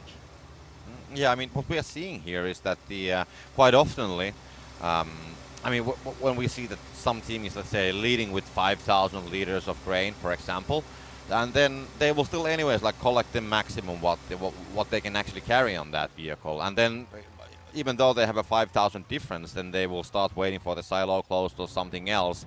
Then, you know, the other team will just collect the same. It's going to be some seconds more, but they still have the time for it because they don't have the drops, for example, to utilize it. So they will end up with the same amount. So, for example, when Paul went and poured that grain to the silo, that of course means that, you know, they are constantly gathering more. They are not like, you know, staying on the limits of that vehicle, and that is I mean, that's one change that we can see from the last season, that I think that quite often the people, okay, I have this trailer full, I have this combine full, let's unload it, and then they wait for it. But now they, you know, they go there, they put something out, bridges raised and silo closed, by the way, there, and now we can see Vulture going for the silo close ASAP, and they're gonna be first to pick that up. We can see probably a Hornigang to follow pretty soon as well. So now is the time for Vulture to do something about the unloading before Hornigang can start doing it. And we can see Vulture now unloading it. They're going to be getting the multiplier back on 2.0. We can see silo close being picked by Hornigang as well. So it's going to be ending up with 2.0. And the grain, look at that. It's going to be 10,000 more for Hornigang. And these are the amounts that are actually making a difference, because now Vulture has the full setup at the silo, just waiting for the unload. And meanwhile, Hornigang, they even didn't start building it. They knew that it's going to be a close that's at the time when they are kind of like ready to pour it down. So they are just, you know, focusing, let's get some more grain. Meanwhile, as the silo is closed, and then we'll come with the mother load, and then we will surprise Vulture after the time has passed. Yeah, there is a lot more grain there at the moment for Hornigang. They have 63,000. I think I saw Vulture had about 52,000. So there's a good 10,000 liter advantage. They're also closer to changing the multiplier as well. So there's a little bit of an advantage there too. Uh, it's going to be, I think we're going to end up with a 2.1 to 1.9 again in Honigang's favor. And with 9 bales created so far, 10 bales created so far for Vultra, 9 bales created for Honigang, that is going to be a problem. That is going to cause an issue if it's a bale for bale, because here we go, 2.2, 2.3. Can Honigang start delivering some bales while Lennox is struggling to get that John Deere in and start scoring? Grain with it, 2.8. And is anybody down there for Honigang? Yes. And Vultra now unloading grain. There's, oh wow, Anton dancing on the manure fork. I don't know what We're happened doing there, but we'll okay. see a nice replay of it. But yeah, definitely the multiplier should be ending up as a slight advantage for Honigang in the end. And the question is that can they now deliver any bales here with this multiplier before Vultra will start closing it, because they now have the advantage. So we'll see. There's no bales on the belt, as we can see. Though they're actually having a bales on the belt, and they're scoring now more. Yes. So we can see that there's unloading going on. They will go 189. Also Vultra putting 1 bale in, and now they will start unloading it. So we'll see how far that's going to take. But definitely there should be an advantage. Look at the amount of bales on the belt already. That one is going to be dropping for sure. But it seems that they are getting a couple more bales at least at this time in, with maybe with 2.3. That's going to be the final multiplier, by the way. 2.2. That 500 liters of grain is going to make that difference. But still, Honigang will end up with a bigger multiplier, and they did manage to score a couple bales with 2.456 something, which was their running at the time.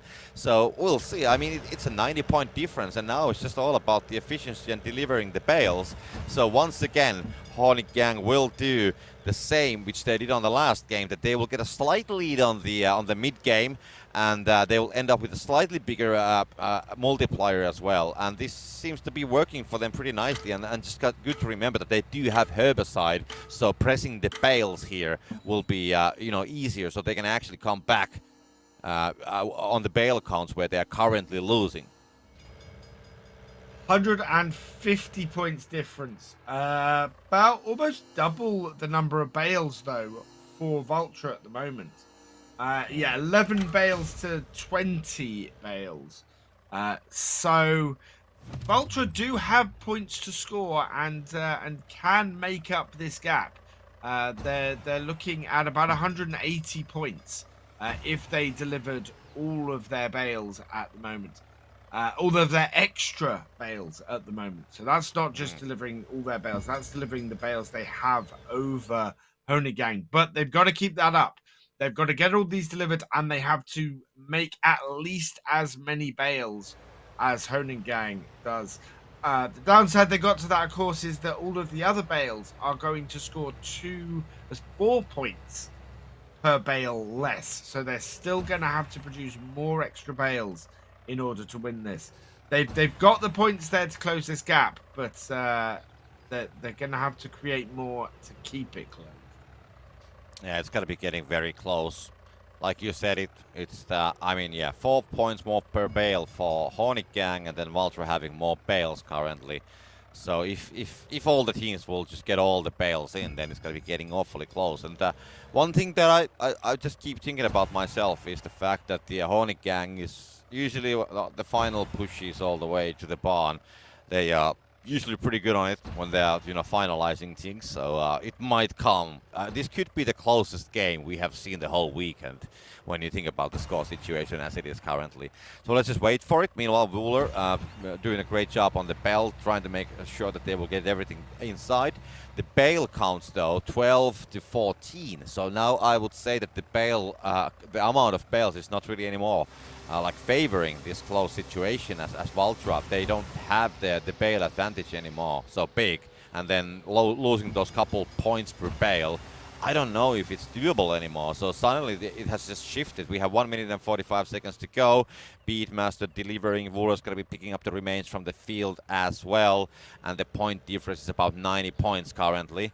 So Hornet Gang still on the lead. Vura just, flipping the bales to fit them on the front of the vehicle. Paul waiting for Beatmaster to come from the safer route. Going to be crossing on the barn side, so they don't have the other bridges, as we remember.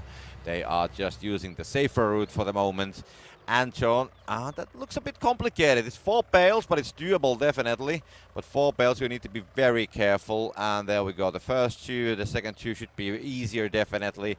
So it shouldn't be much of an issue. We're just crossing the bridge, bringing more bales. The point difference is about 40 points as we speak. More bales are on the belt, and the situation is changing all the time. But for the moment, it seems that Hornet Gang could be able to keep that slight lead all the way till the end. And now this efficiency around the belt, there's a lot of bales we can see on the x-rays how the bales on the other side are, and they have 2 bales which are positioned pretty difficulty, I would say, that they are right next to the barn doors. Getting those on the belt might be a bit of a problem because we only have 30 seconds to go. So both teams are just trying to make sure that they get as many bales on the second floor as they can. And that one bale, can it hold?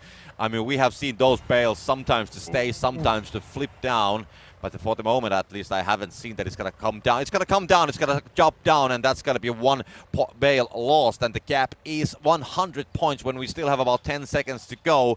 And it seems that Hornet Gang, they are once again showing that it doesn't matter which perk they're going to use, they will still claim the victory, and it will be now confirmed that Hornet Gang will be going to the grand finals to face New Holland on the next series of best of 3.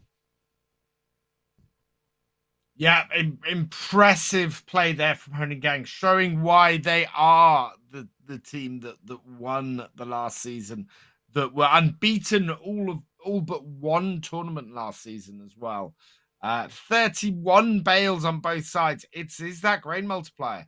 The extra 9,000 liters delivered normally, and extra 10,000 liters by the looks of it delivered under the multiplier. That's impressive. That's an impressive amount of grain delivered. And using herbicide to the full effect to get that advantage and pull out that 100-point lead at the end. I mean, the final. Okay, so now we know New Holland versus Hornet Gang. So it's nothing new. This is something we saw last season pretty many times as well. It's going to be definitely exciting final when we get there. And of course, we're going to be seeing the replays from the last game as well. I don't think that there was any so crazy situations. I want to see the tractor dancing, which we saw there for Valtra's side when they were just, right next to the bridge. I want to see what happened there. Hopefully we'll get a replay from that. But definitely the final will be following the same pattern as last season. But I would say that Hornet Gang and New Holland, they are the 2, let's say, most strategic teams here. I mean, 2 most successful teams as well, if I'm completely honest. So the perk game, how they're going to go, that's something that I'm really waiting. Yeah, I think if there's a team that is capable of beating Hornet Gang, it is New Holland. They have demonstrated that last season, and it's going to be a really good match. We will see you in a moment.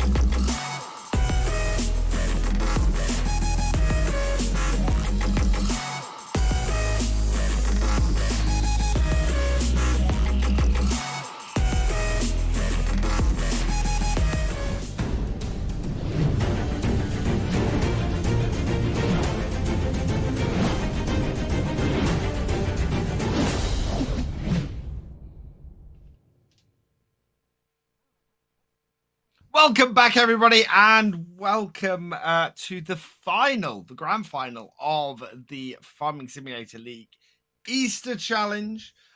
We have whittled it down to just 2 remaining teams, New Holland versus Honiggang. And we've had a fantastic set of games this weekend. We have not had a single match go to 3 games yet. And I wonder if this final is going to be the one that does it. Yeah, that is definitely true. All the matches have been best of 3s, of course, and 2-0 scoreline. So pretty clear victories. I'm really waiting to get this final. I want to see if there's going to be well, I'm really hoping there's going to be close matches. I really hope there's going to go all the way to the last game as well. It's good to remember we do have a $15,000 prize pool here, so it's definitely bigger than the usual 10,000 which we had on the online tournaments last season. And of course, it's also a hosted event at the Leipzig Cactus Gaming Festival. So the games are actually happening on the stage as we speak. Well, as the games start and we speak then. But anyway, so interesting to see. We're gonna be having the replays in a matter of time from the last game. Maybe we'll see some tractor dancing once again. But I guess we can more talk about the final, what we can expect here. And like said already, I really want to see how the perk game goes here because so far, Hornet Gang, with whatever perk, with even without the perk, they have been very successful winning all the matches so far. So I mean, I would say that New Holland is a team that's going to put them, let's say, to the biggest test this weekend. And then I think the difference on the perks might play a bigger role, maybe. I think with Holy Gang, it's a tough one because we've seen them play effectively. We've seen them play effectively with no perk at all. So it comes down to the thing we always see with the FSL. New Holland needs to disrupt Holy Gang. Whenever New Holland have beaten them, whenever anybody's beaten them, it's always been because they've managed to disrupt their gameplay, disrupt their plans and their tactics. And New Holland are masters at this. So we will see, whether they're able to pull that off again. But yeah, I'd very much like to see that. First, though, we do have some replays from the last match. With this battle for the case bailer, with Holy Gang's pool managing to get in there a little bit quicker and then getting more points on the first bail as a result, blocking the pickup of that case bailer. They made Soren have to take a little bit longer to get that, gave a 13 point difference between both teams. Yeah, there we can see nice work from Wooler, picking up the super drop. That goes to Valtra on this game, as we can see. We didn't see much of any mistakes, from the Hornet Gang side. This is the end of the first game. Those couple bales even didn't go inside, so those were the undelivered bales, 2 of them which they had on the first game. But they still managed to get that 170-point difference on the first game, if I remember correctly. A couple of first bales from the second game. And then we had the grain game and the silo drops. I think Lennox had a slight problem with the as we can see probably here. Yeah, there we go. It's gonna crash that on the side. Cost a couple of seconds, but nothing major. It didn't really make a difference on that one. And on this match we had the tractor dancing. I don't know what happened there with the bridges. It was on the Valtra side. Was it Anton or Lennox who was having a bit of a problem? So would love to see that, but we'll see if that's gonna come. Doesn't really matter if it doesn't. And nice operation from the Hornet Gang all the time. Just playing pretty flawlessly all the matches so far. Nothing major has been happening. But as we can see, this is the final ending of the second game. They're gonna claim the place in the grand finals. And when it comes to the grand final, and it comes now to the final, the face-off between the New Holland and Hornet Gang. And we remember last season, New Holland was the biggest contender for Hornet Gang or Trelleborg last season, as the guys played under different banner. And I mean, if I would be New Holland, I would be. We had a lot of off-season here, like 4 months of off-season that they have been having time. So I really hope that they have been kind of like using that time to come up with the strategies how they can beat these guys. And if they have done it, this is the time when we should be seeing it. And I think, as I said, I think the key to it, as always, is disruption. If New Holland came in when they were, I'm hoping I get this right, when they were Fermius Flamboyants, they came in and they hit the tournament hard because they came in and they didn't play to necessarily win. They played to disrupt as much as possible, and they won by being as disruptive to their opponents as possible. And when they beat Trelleborg last season, they beat Trelleborg because they were being really disruptive to Trelleborg's gameplay. So I'm hoping very much in this final to see that kind of play, to see maybe not taking advantage of something themselves so they're able to disrupt what Honig are doing. Because if they do that, they will win. And because that makes them unpredictable. And the thing that Honig gang are very good at is countering predictable tactics. When they come up against unpredictable tactics, they start to make errors and they start to have problems. You remember last season when the New Holland came to the grand finals, we had all these like team coming behind the curtains and the smoke machines and lighting effects. And they had New Holland, they had their coach with a notebook writing some cryptical messages, if you remember that. So maybe it's time to scrap that notebook and go for a really disruptive strategy and just go and unplug the HDMI cables from the opponent's PC. That is a disruptive as something. Okay, definitely not fair, not going to be happening, but that is a strategy that might work even. But yeah, some of the referees or the admins might have something to say about it, but that would be definitely a disruptive. Anyways, we come to the ban phase already, and that's the first telehandler, kind of like showing that, yeah, the telehandlers might be completely banned, usually when you have the first selection as a telehandler, so that usually is the case. And when you think about the strategies, I mean, and the perks, so I mean, there is, I would say the telehandler is playing a bigger role now when you actually might need to be, delivering bales when the belt is stopped, for example. That is possible. So then, the telehandler ban actually, I would say that it has more meaning. Yeah, I think if New Holland ban the other Manitou, ban the Massey Ferguson, which they are, they could very well go for an unstoppable selections, the team perk. That would be very disruptive to Honig Gang. It all depends, though, if Honig Gang then selected themselves. Bottleneck is what both teams are going for, though. Let's see. Slight surprise there. I would have thought Unstoppable would have been a good choice if you're going to ban the telehandlers.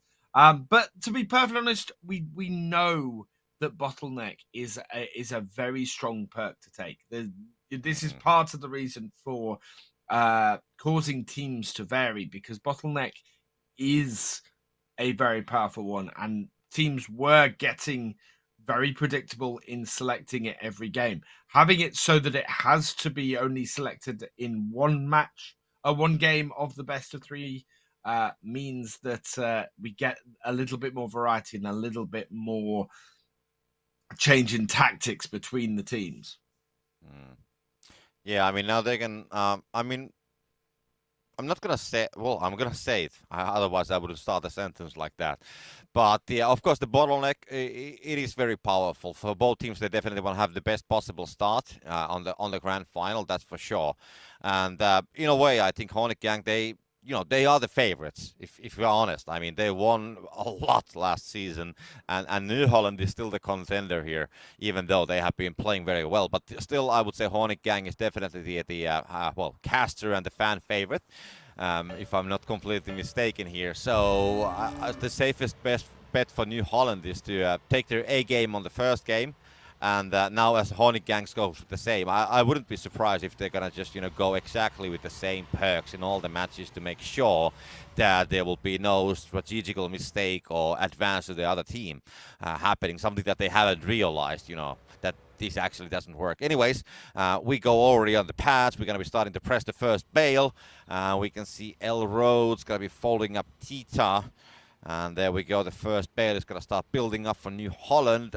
If I'm not mistaken, I think Honig Gang might be a little bit further away with the first bale already. So we are now following what's happening with the New Holland side, and about 15 seconds before we hit the 14-minute mark. So this is not going to be the greatest. It's not going to be 140 at least, that's for sure, because they have no time deliver, even press the bale and get to the barn that fast. And I'm just curious to see what's happening actually on the Hornet Gang side. So let's wait and see what's going to be happening with the points. But we don't see anything from the Hornet Gang, so they're not going to be delivering 140 bale. Paul is going to be parking right next to the barn, going to be reversing it in. They should be winning this one if this goes inside 129.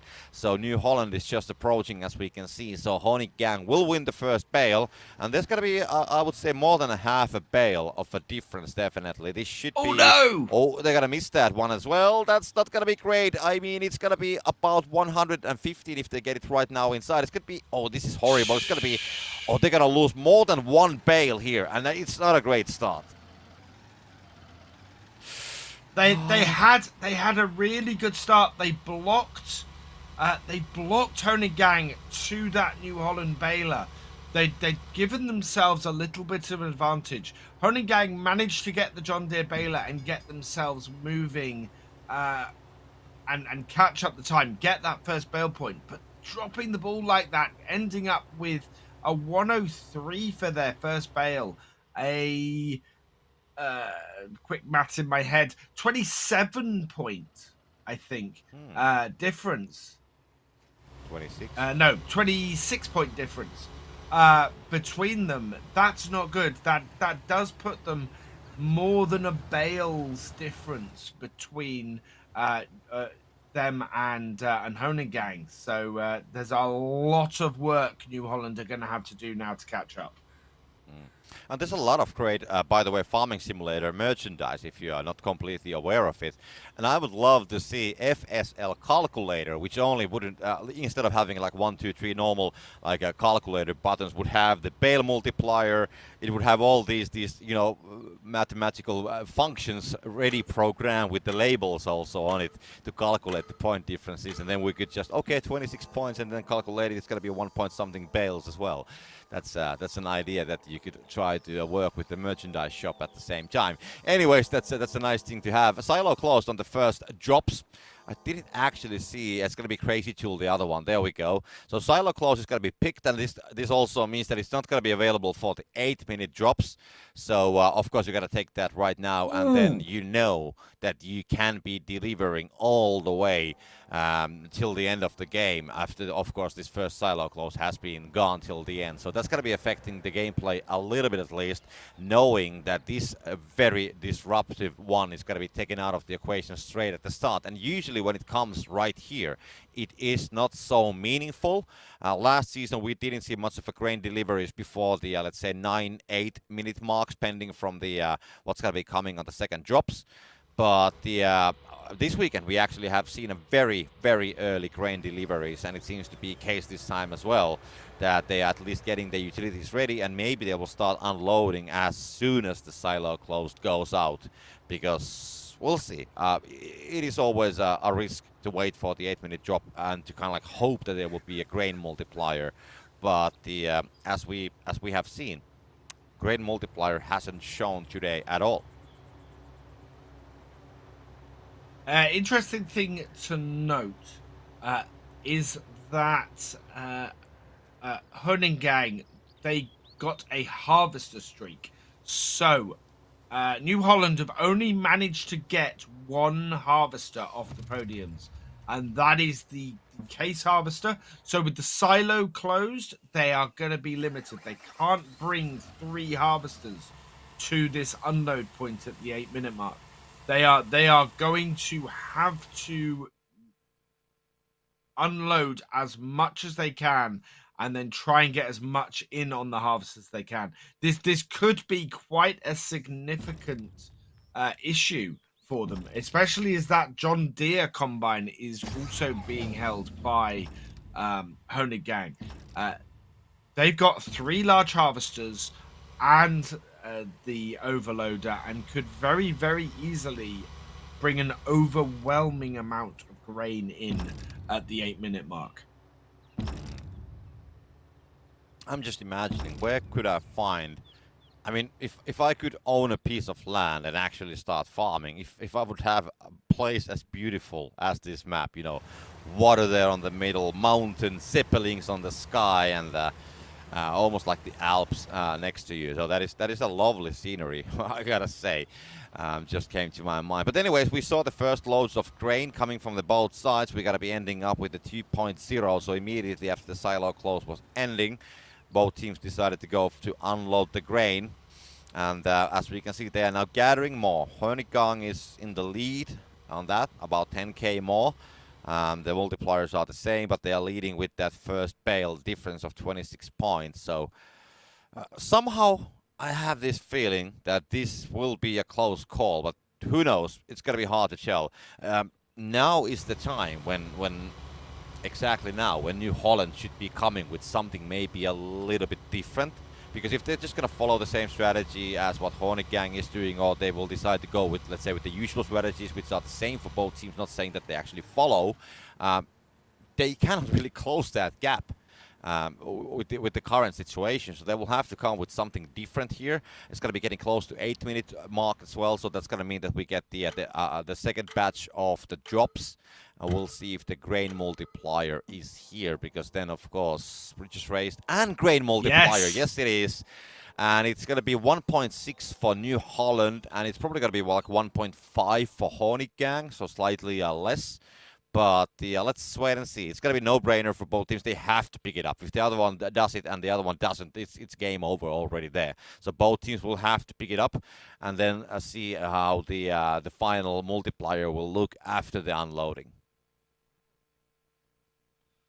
Wooler getting everything in position. He is going to have to hurry up, or that grain multiplier is going to disappear. In fact, they've only got one harvester here, so they need to pick that up and get it unloaded. And yeah, Richard, the lack of pancake talk, it's very disconcerting. This is no longer a grain multiplier. It is also a pancake multiplier. We are going to multiply the... I'm just talking rubbish now. I need pancakes. I mean, yeah, I know that we haven't been much talking about them. I think last season I was pretty much responsible from the jokes on the pancake side, and then of course chat came with their own as well. I need to be better prepared. So let's say that this is a special event. So it is so special that we are not even doing that much pancakes. It's been a really exciting weekend of FSL games, and this is the thing: there hasn't been much space for pancake talk because the games have been so intense. This rule change that has changed which the thing that you can only pick a team perk once has made everything this weekend so much more intense, and it means that the games have been even more exciting than normal. So the space for the pancake talk has been minimal because we've been trying to follow all of this action. Both teams now with the grain multiplier, both teams unloading. Honeygang sitting at a 2.8, 2.9 multiplier, and they are out of grain. Does New Holland have enough time? No, they don't have enough time for the multiplier, and they're at a 1.5. Their multiplier is gone, and it's 1.6 to 2.4, and it's going to be so much harder now for New Holland to make up this difference. They are going to be at a big deficit on this multiplier. Yeah, we can see Honeygang now delivering the bales, getting 24 points per bale. Now we have some grain still coming from the New Holland, but they don't have enough. It's going to be, it's going to end up 2.1 for Honeygang. So they will still keep the advantage, and they did manage to score those bales with the 2.4 as well. So they made a gap of more than 100 points now in total. 137 to be exact for the moment. So this is not looking good for New Holland. They will have to come up with something, but Honeygang once again showing that they are mastering. It is those very small things on the middle game that, will give them the advantage all the way towards the end. The amount of bales is about the same, and even if New Holland would have 5 more bales that they can deliver on the second floor of the barn, it wouldn't close the gap. And one thing about the pancake jokes, I gotta be honest as well, because every time when we did FSL last season, because we had 3 casters. So Terminator was here as well. He's not going to be here this week, and he's going to be making his comeback later on the upcoming tournaments for sure. But when we did have 3 casters, and then 2 matches in a row, then we had a break, for example, of 1 game for 1 caster. So that was the time when I was preparing the pancake jokes for the next 2 matches. And now we don't have that break, unfortunately. So I haven't had the time. But I'll promise to come back to that as well. And we definitely need some fresh ones, because the problem was that there was a lot of pancake jokes on the internet. And all of those are used already by me and by the chat and other people. So, okay, but let's focus on this one. So we had the super drop coming in. Nobody did pick that up. And I didn't even see what it was. It wasn't like a huge delivery of pancakes for sure. And we are 105 points. No, 105 points between the teams at the moment. Although that has now increased. I'm not sure that New Holland have the bales to close this, unfortunately. They've got 16 bales currently waiting to be delivered. 13 bales waiting to be delivered for Honing Gang, but they do also have an advantage with the multiplier. There's not enough here for New Holland to close this gap at this point. Yeah, it's true. They don't have the bales, and they are all the time they're just delivering. They're losing a couple points per bale, so it's not optimal. Definitely, the lead is 200 points for Hornet Gang. 2.5 minutes to go, so there's still time. But I mean, you have to pull some miracles to be able to make so many bales and deliver them that you can actually close 200 points. You would need to deliver 10 bales more than Hornet Gang, maybe even slightly more than that actually. And I don't just see that happening. I don't think it's like possible on this time, to be honest. Of course, a mistake once again can do something about Hornet Gang, but still the lead is so big that getting back from that one, even after a small mistake on the Hornet Gang side, it's going to be problematic. Cygnus almost makes a mistake himself on the New Holland side, unfortunately, but that's not costing any time anymore. Maybe 1 second wasted as he was like fixing the tractor's route on the safer route, or the safer route. And there we go. They are just trying to do their best. Get all the bales inside. Woolrich will be going from the bridge. Not going to be a problem. And they are just, very steadily getting all the bales inside without any mistakes. So they should be keeping the lead. A jump coming from Cygnus will be just going from the water. Going to be driving all the way down from there. And there should be a boat or a raft or something that you could actually use there. Okay, maybe that's a bit too much. But I would love to see like some new elements regarding the water as well. Because I think that the water doesn't play as significant role as it could. I was thinking about that. I think if you go in the water, maybe it should slow you down in the same way as driving through the crop slows you down. So you don't get stopped completely, but you do get slowed down, and that would possibly reduce or would make going in the water a worse thing than it is at the moment. Yeah, that's a discussion for another time. But yeah, and I would imagine that even if you have like, let's say, bales with you when you go to the water, you probably won't put the completely soaked bales to the barn after it anymore. But okay, so we are here about 700 points for Hornet Gang. 10 seconds to go. New Holland. No chances of coming back, unfortunately, as we can see a lot of traffic around the barns. But Hornet Gang once again will claim another win. So this season they haven't lost the game, and that's gonna stay the same. So they will claim the victory from the first match of this best of 3 series. So New Holland, they are kind of like having their backs against the wall on the next one. We'll see the stats in a matter of seconds, and Alex can comment on those. Yeah, I think the interesting thing in that game is I was saying at the start, New Holland needed to disrupt Hornet Gang in order to win it. The exact opposite happened. the whole way through that, you saw Honegang disrupting New Holland's gameplay. You can see it in that there's 7 more bales delivered by Honegang. That there was an extra 15,000 liters delivered with the multiplier. That is just so disruptive to the other team, that there was no way to come back. And at the point we were saying, oh, they're 100 points behind. They're going to have to deliver bales quickly and score points quickly.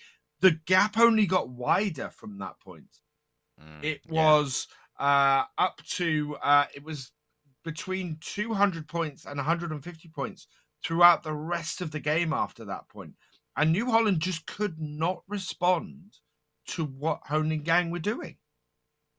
Yeah, that is true. I mean, the middle game once again, delivering the grain in a multiple different matches, kind of like making maybe a bit, I would say, kind of like hiding the strategy in a way what they're doing with the grain. As you don't deliver all of them, then you're holding a bit back, and then you come back there with a larger amount of grain. Because quite oftenly, when you have, let's say, a vehicle that can carry, let's say, 30,000 liters, then you pour down, let's say, 12,000, and the people are expecting that, yeah, they still have 18,000. But what we have seen now happening is that they will go back on the fields, they will refill it, and then they actually have more grain than the other opponent is actually expecting. So that is in a way doable. And I want to see what they're going to play on the next match, because then the perks, we know that they cannot go with the bottleneck. So we'll see if there's going to be just herbicide on the both sides, or what's the case. So that is what I'm still waiting. And I would love to see some differences on the way, on the perks as well, that they will just not go with the same ones. But we don't have to wait for that long, because the second game is going to be starting in a matter of seconds. Is there anything specific, Alex, that you would like to see on the second game?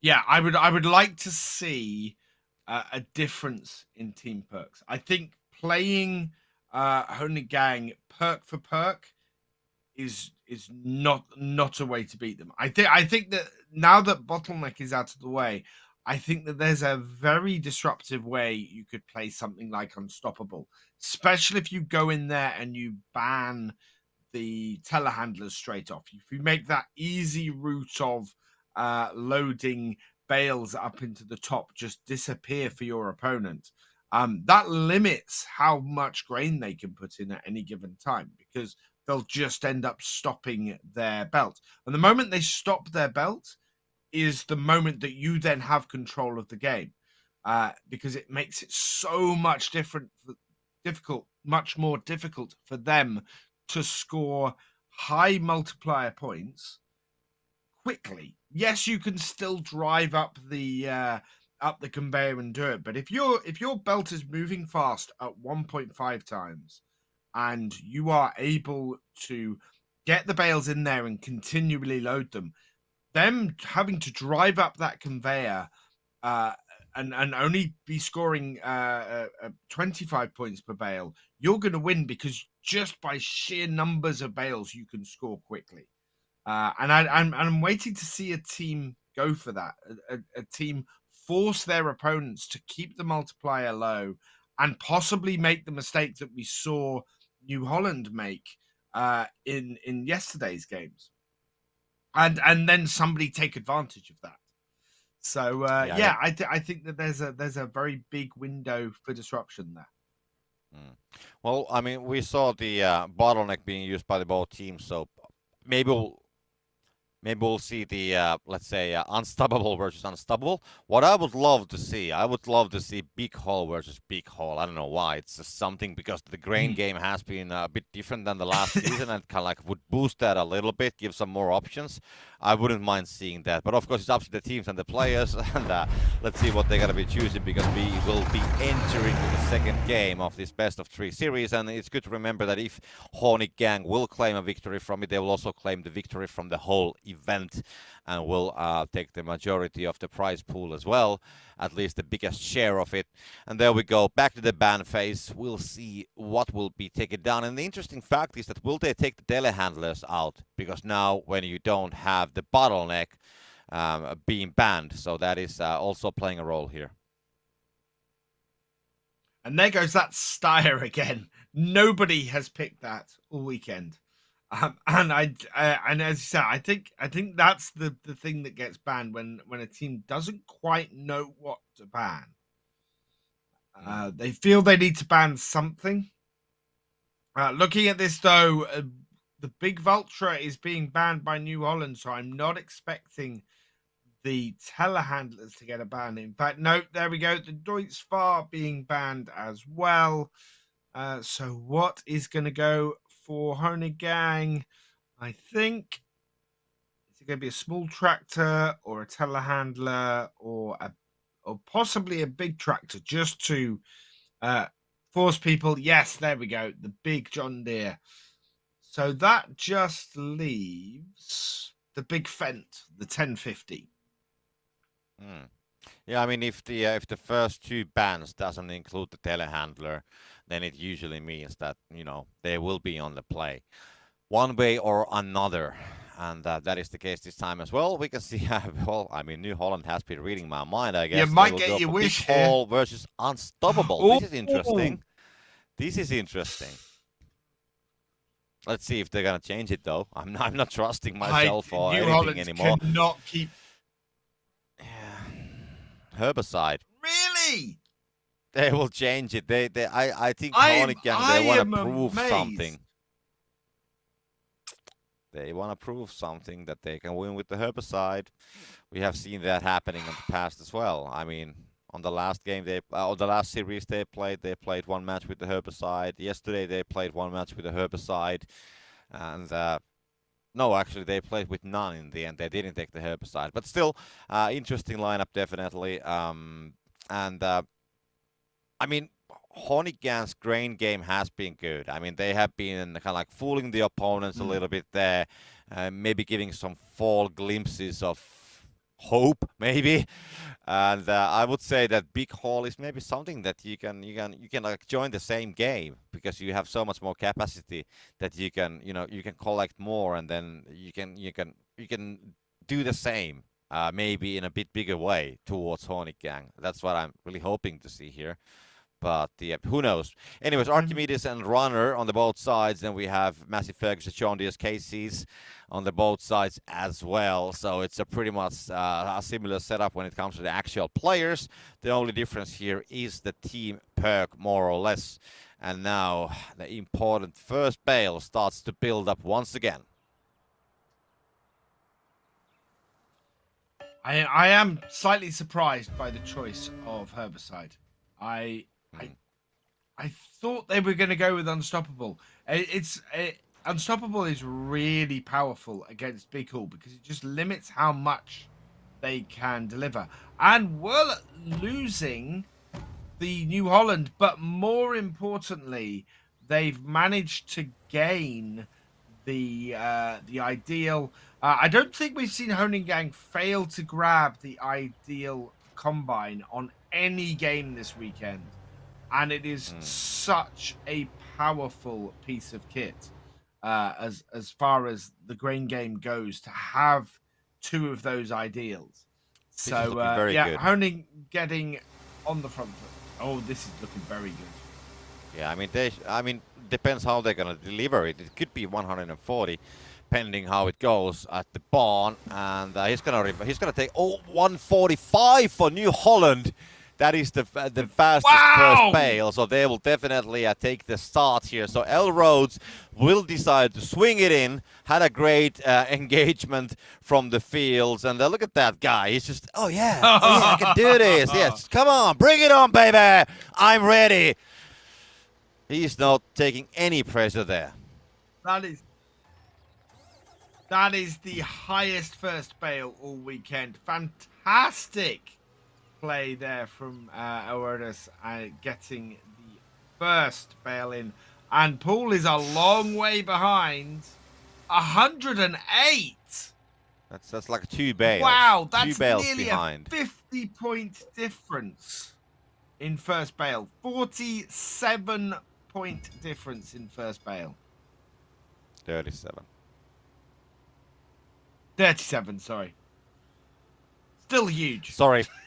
Sorry. That's almost I just Yeah, You know when you're right. My maths is awful. yeah, when you have like the newspapers, they have these fact checkers that they're checking the facts, 37. you know, from the article. So that's Oh. me currently. Sorry.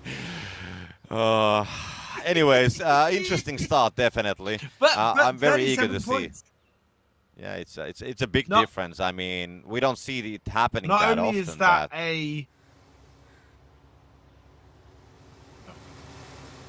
not only is it the biggest first bail points we've seen this weekend. That's the biggest difference between first bail that we've seen this weekend.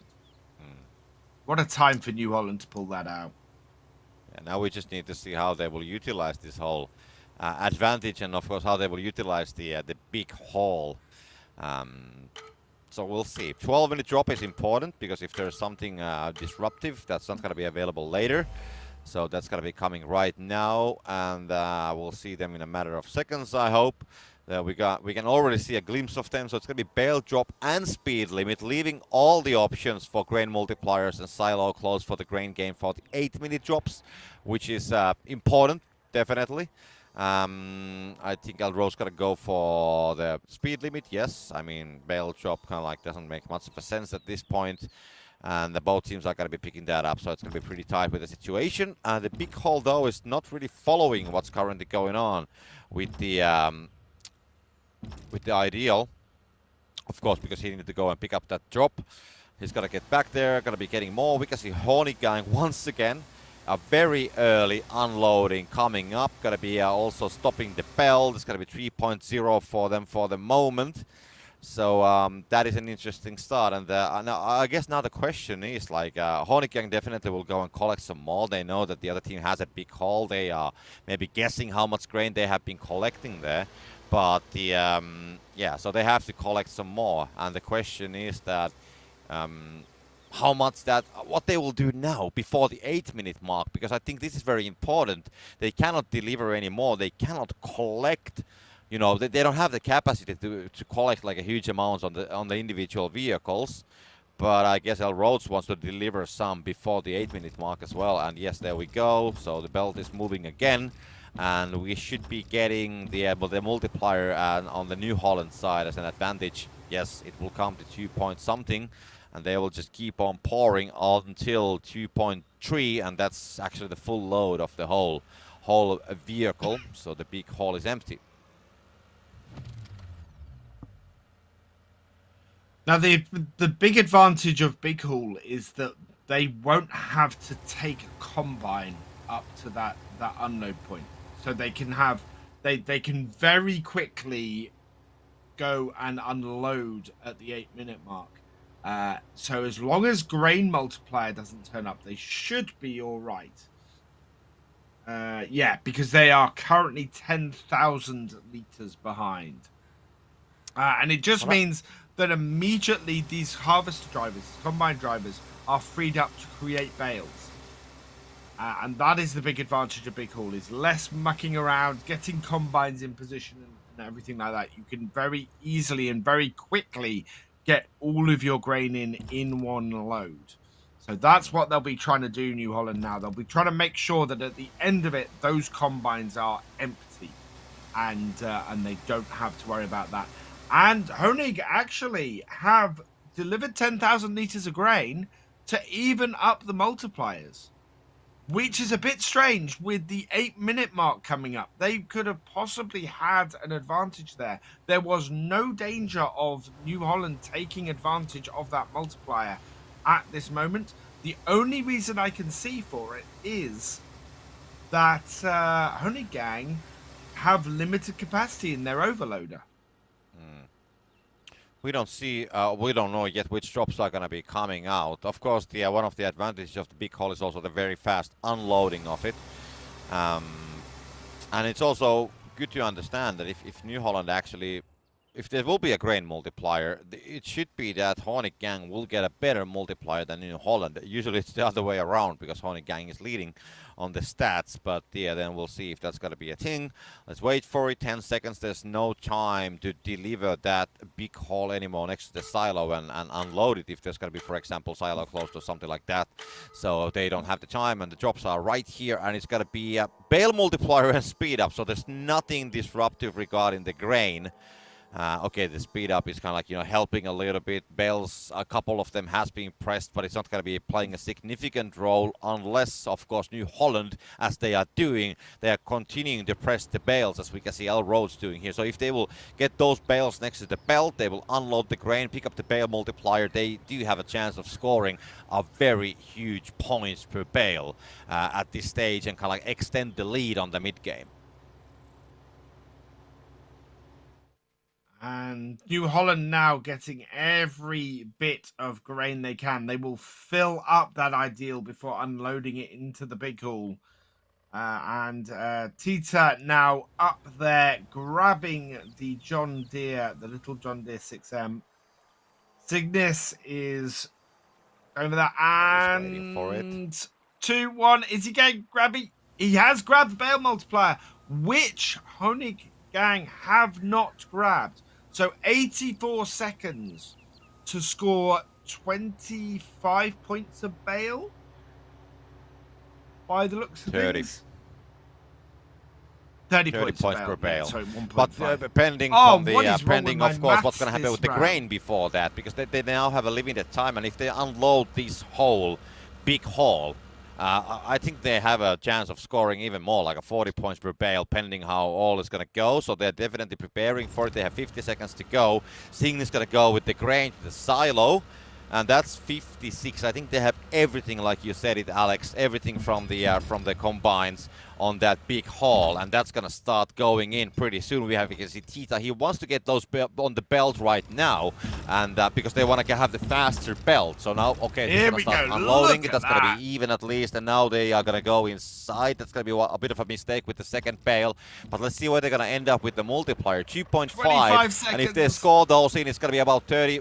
My math is not great anymore. It's gonna be 35 points or something. That's a very quick math. 37 maybe per bale when they score those in, and it's going to be 38 per bale, it seems, for the moment. And they have a lot of, they have a mother load of bales on that bale. It's going to be 36 points now because Honig Gang is going to be unloading at the same time as well. But still, it's going to be a very good amount of points from all those bales. They should be having about 350 when all those bales have gone in, and that is a massive lead when you talk about opponents like Honig Gang. That is a nice bit of disruption right there from New Holland, using the big haul to fantastic effect, and giving themselves a 200-point lead that Honig Gang now have to catch up on, and do not have the grain to catch up with, or to disrupt things with the multiplier. So all that New Holland have to do now is keep delivering bales. They've got 10 bales on the field. They did get out there and start creating bales nice and early as soon as they could. Only 9 bales for Honig Gang at the moment. This is now down to who can deliver the most bales. And Honig Gang need to deliver 10 more bales than New Holland now to win this, to pull this back. That is quite a hill for Honig Gang to climb. And yeah, New Holland coming back strong in this second game. Yeah, it looks good for them. I mean, the multiplier is exactly at the same. So that is maybe not what I was expecting. So instead of using the larger capacity, I think New Holland, in a way, they use the big haul to make sure that they can unload the grain faster. There's going to be a couple bale points, and it's going to be New Holland who's going to pick this up as well. So they will just extend the lead all the way more than 200 points for the moment. So this is looking very good for New Holland. And I'm not gonna say never ever, but it's gonna be hard to come back from this situation. Everything on the New Holland side is working just like it should work. You know, all these logistics, operating the belt. We can see Wooler getting one a bit sideways. That's gonna be actually dropping out. So we see some mistakes from the New Holland, from the Hornet Gang side as well. And yeah, 3 minutes. It's I don't know. I think we are witnessing a game, the first game, which Hornet Gang is going to be losing this tournament. It is interesting. This is the kind of situation we do see where we get unforced errors coming in from Hornet Gang. You know, you get them far enough on the back foot, and they start to have to push harder. I wouldn't say panic. Panic is the wrong word. But it puts them under enough pressure for those unforced errors to sneak in. And yeah, this is the kind of disruptive play that we see that people win against Honey Gang with. And New Holland know how to apply that pressure. They've won matches before by doing exactly this. And still with that, with a 200-point gap between these two teams, all New Holland have got to do to win this is keep this pressure on, keep the pressure up, and they can take it. They can maintain this gap and they can win. 2 extra bales currently sitting there for Honey Gang, but even that gap is getting smaller. Yeah, it's a big amount that that Honey Gang have to do to win this now, and New Holland just need to keep that pressure on. Yeah, I mean, let's see how it's gonna go. We have 1 minute and 45 seconds. Of course, the time is tight. The gap is now 100 points, so Hornet Gang is definitely doing something, but of course the time will come. Oh, that's a mistake for New Holland, and that's gonna cost some time. That's bad. Oh, the bridge is gonna go up as well. No! There we go. The one bait is gonna go to the water as well.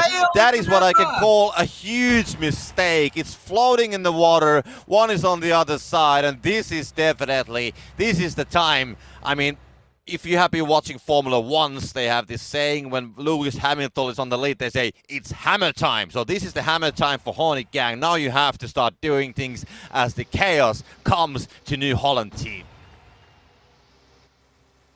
That was completely unforced, completely unnecessary error there. He would probably have been quicker going over the safer route rather than trying to go over that bridge at the angle he was trying to. And yeah, it's causing issues because he's had to disconnect the baler, go out there, get that bale off the other side. He's probably going to have to go into the waterway and grab that as well. And you can see the effect it's happened, that it's had. That gap between the two teams has closed with 20 seconds left. It may not have closed enough, as Wooler only has 2 bales left to get on there. And yeah, it's not going to be enough. This is going to go to a best of 3, our first match of the weekend. Actually going to a 3rd game. New Holland take it. And good comeback, good play there from New Holland to force this to a 3rd game. Yeah, that is definitely true. I mean, the first game that Hornet Gang is gonna lose, they did still manage to close the gap. I mean, it was about 200 points, and they made it to about 100 points. So they did definitely speed up things in the end. Actually, only less than 80 points. The difference, 77 is or something like that. No, 75 points, but still a reasonable difference. But still a very good job, of course, from New Holland winning Hornet Gang. So the first loss for them for the whole season. I don't think that I can say that enough. But also, I would say a great comeback from Hornet Gang, because the gap could have been a whole lot bigger as well. But of course, now the perks are fused. I mean, we have Big Hall being used now by the New Holland herbicide. Being used by Hornet Gang. So they're still, I mean, both teams, they still have the Unstoppable, right? Yeah, they still have it.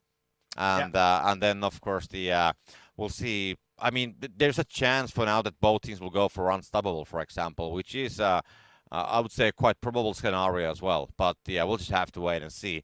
And I would say that if this would be a best of 5 series, if this is a best of threes, then Horny Gang, for example, I would say that they have a better selection of the perks on store because they, still had the big haul in their disposal as well. But now because it's a best of three, so I'm not sure. I mean, if they just follow the same, let's say, unstoppable both of them, I think New Holland comes to, let's say, that they are on par with the perk, of course, because it's the same one.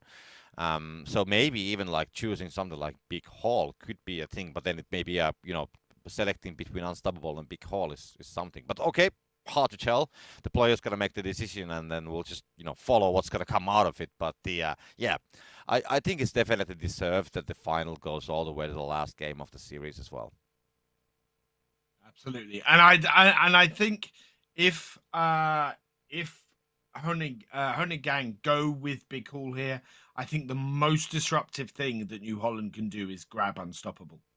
Just limit how much grain that Honig Gang can deliver at any given time, because that means they can very easily take control of this match if they do that.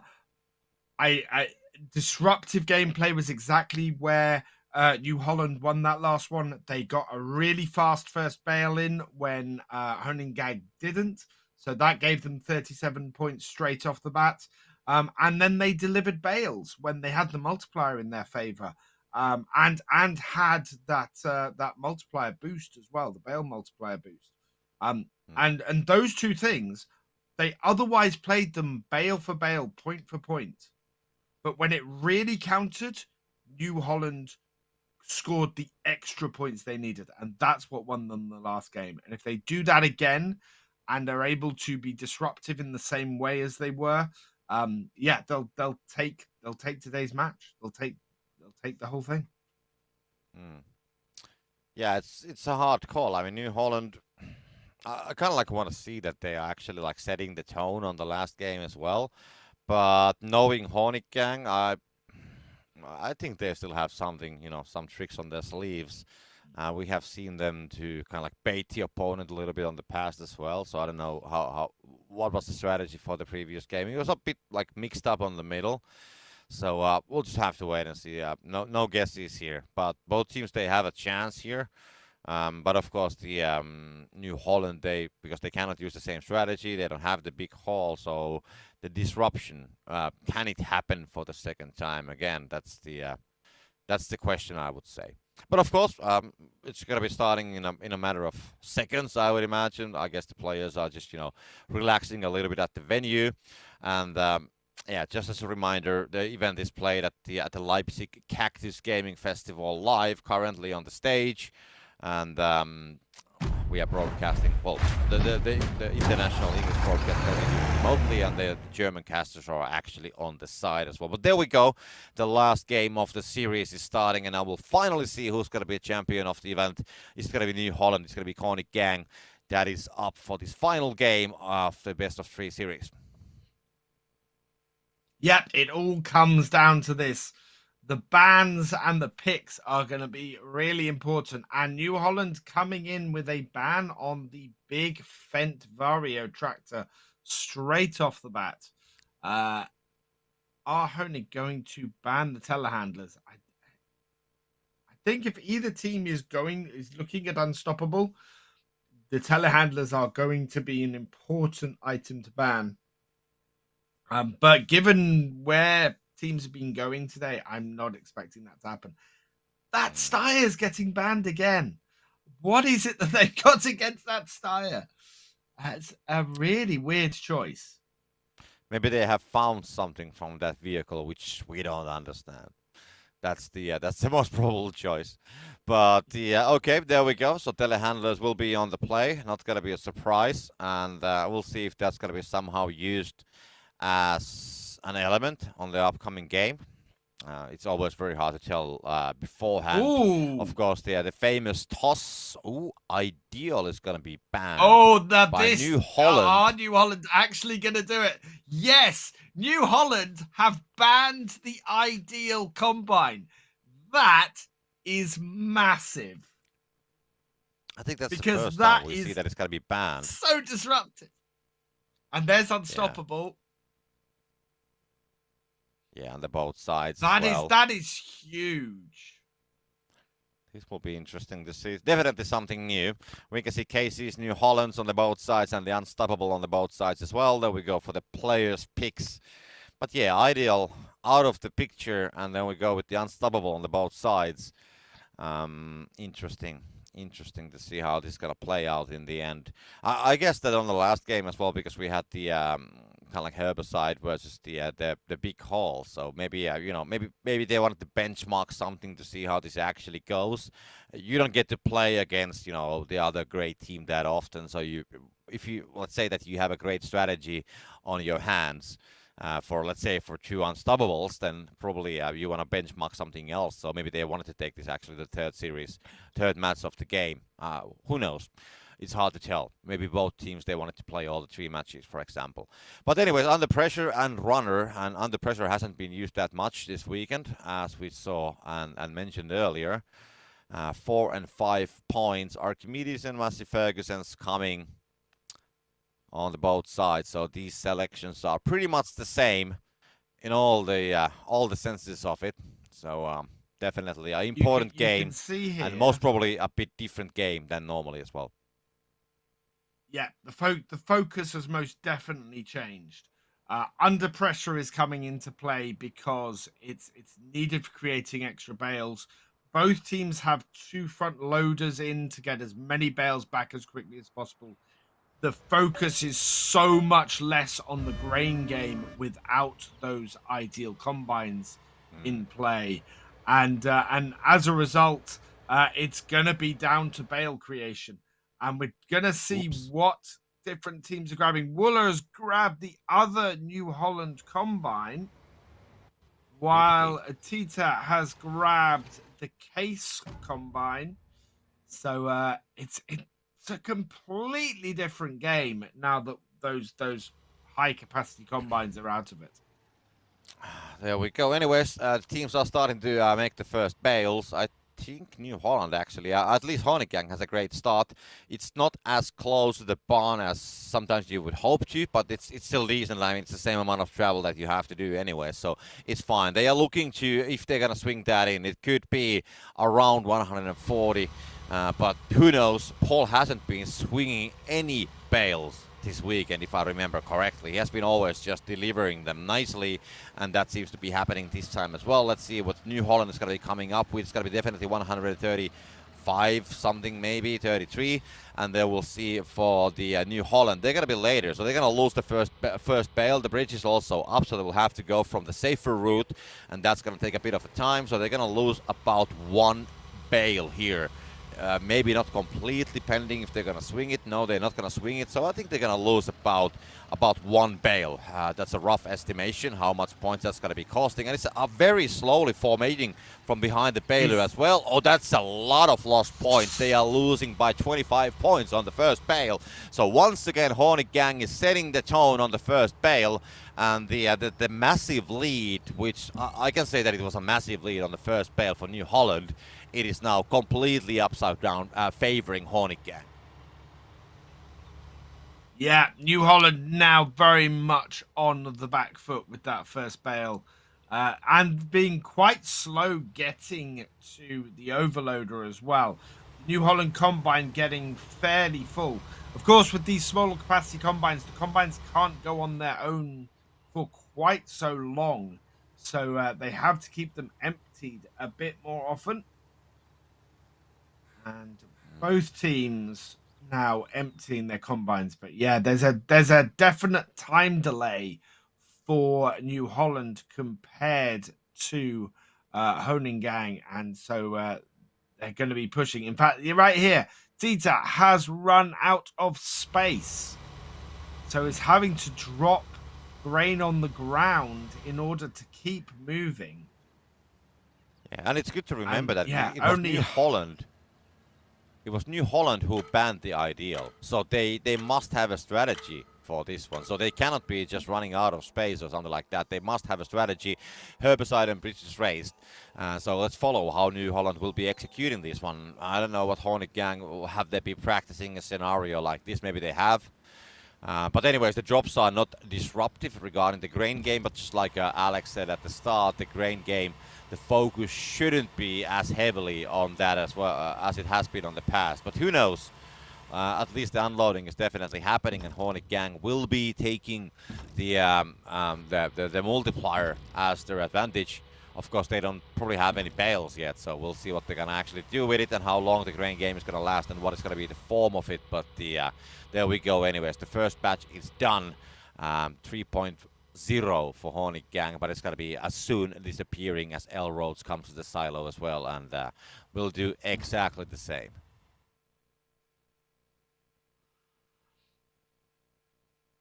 Yeah, that's going to even up fairly quickly, but you can see there the time delay that New Holland have at the moment. And the biggest effect that's going to have is that New Holland will get pressing bales later than Honeygang, which, as it stands at the moment, they need to be pressing them sooner and getting more bales out. So it's going to be a tough one for them to catch up at the moment and close that 25-point deficit that they've got. They need at least one bale. Honeygang doing brilliantly there with their combines, though, not having to pick up and travel forwards, keeping the combines going as much as they can, and as a result, not losing any time to make grain while they're moving about. We've got 29,000 litres of grain for New Holland versus 35,000 litres for Honeygang, and New Holland having to travel here. So that has put them even further behind on the amount of grain. That is not good. They are all the way around this on the back foot at the moment, and they're going to have to do something to try and disrupt Honeygang and get back on the initiative here. The Hornet Gang's unloading it. I'm just wondering that this small gap and kind of like the time delay which you mentioned, will it allow Hornet Gang to utilize the multiplier around the 8-minute mark, pending from the drops? Do they have a chance of doing, let's say, some extra 100 points actually between around the 8-minute drop time? Possibly. I think the more likely outcome from this delay is that Honeygang gets to start pressing bales sooner, and given the length of this delay, it's very possible that they'll be able to press 1 or 2 bales sooner than New Holland will, and that immediately is 20 odd points. It's 40 odd points that they will score over New Holland. You add that to the 25 points that they're already up, and that means that New Holland have to find 65 points from somewhere to try and even things up. Whether that is from having a slightly higher multiplier, which is actually in Honingang's favor at the moment, or whether that is pressing 4 extra bales to try and win it with.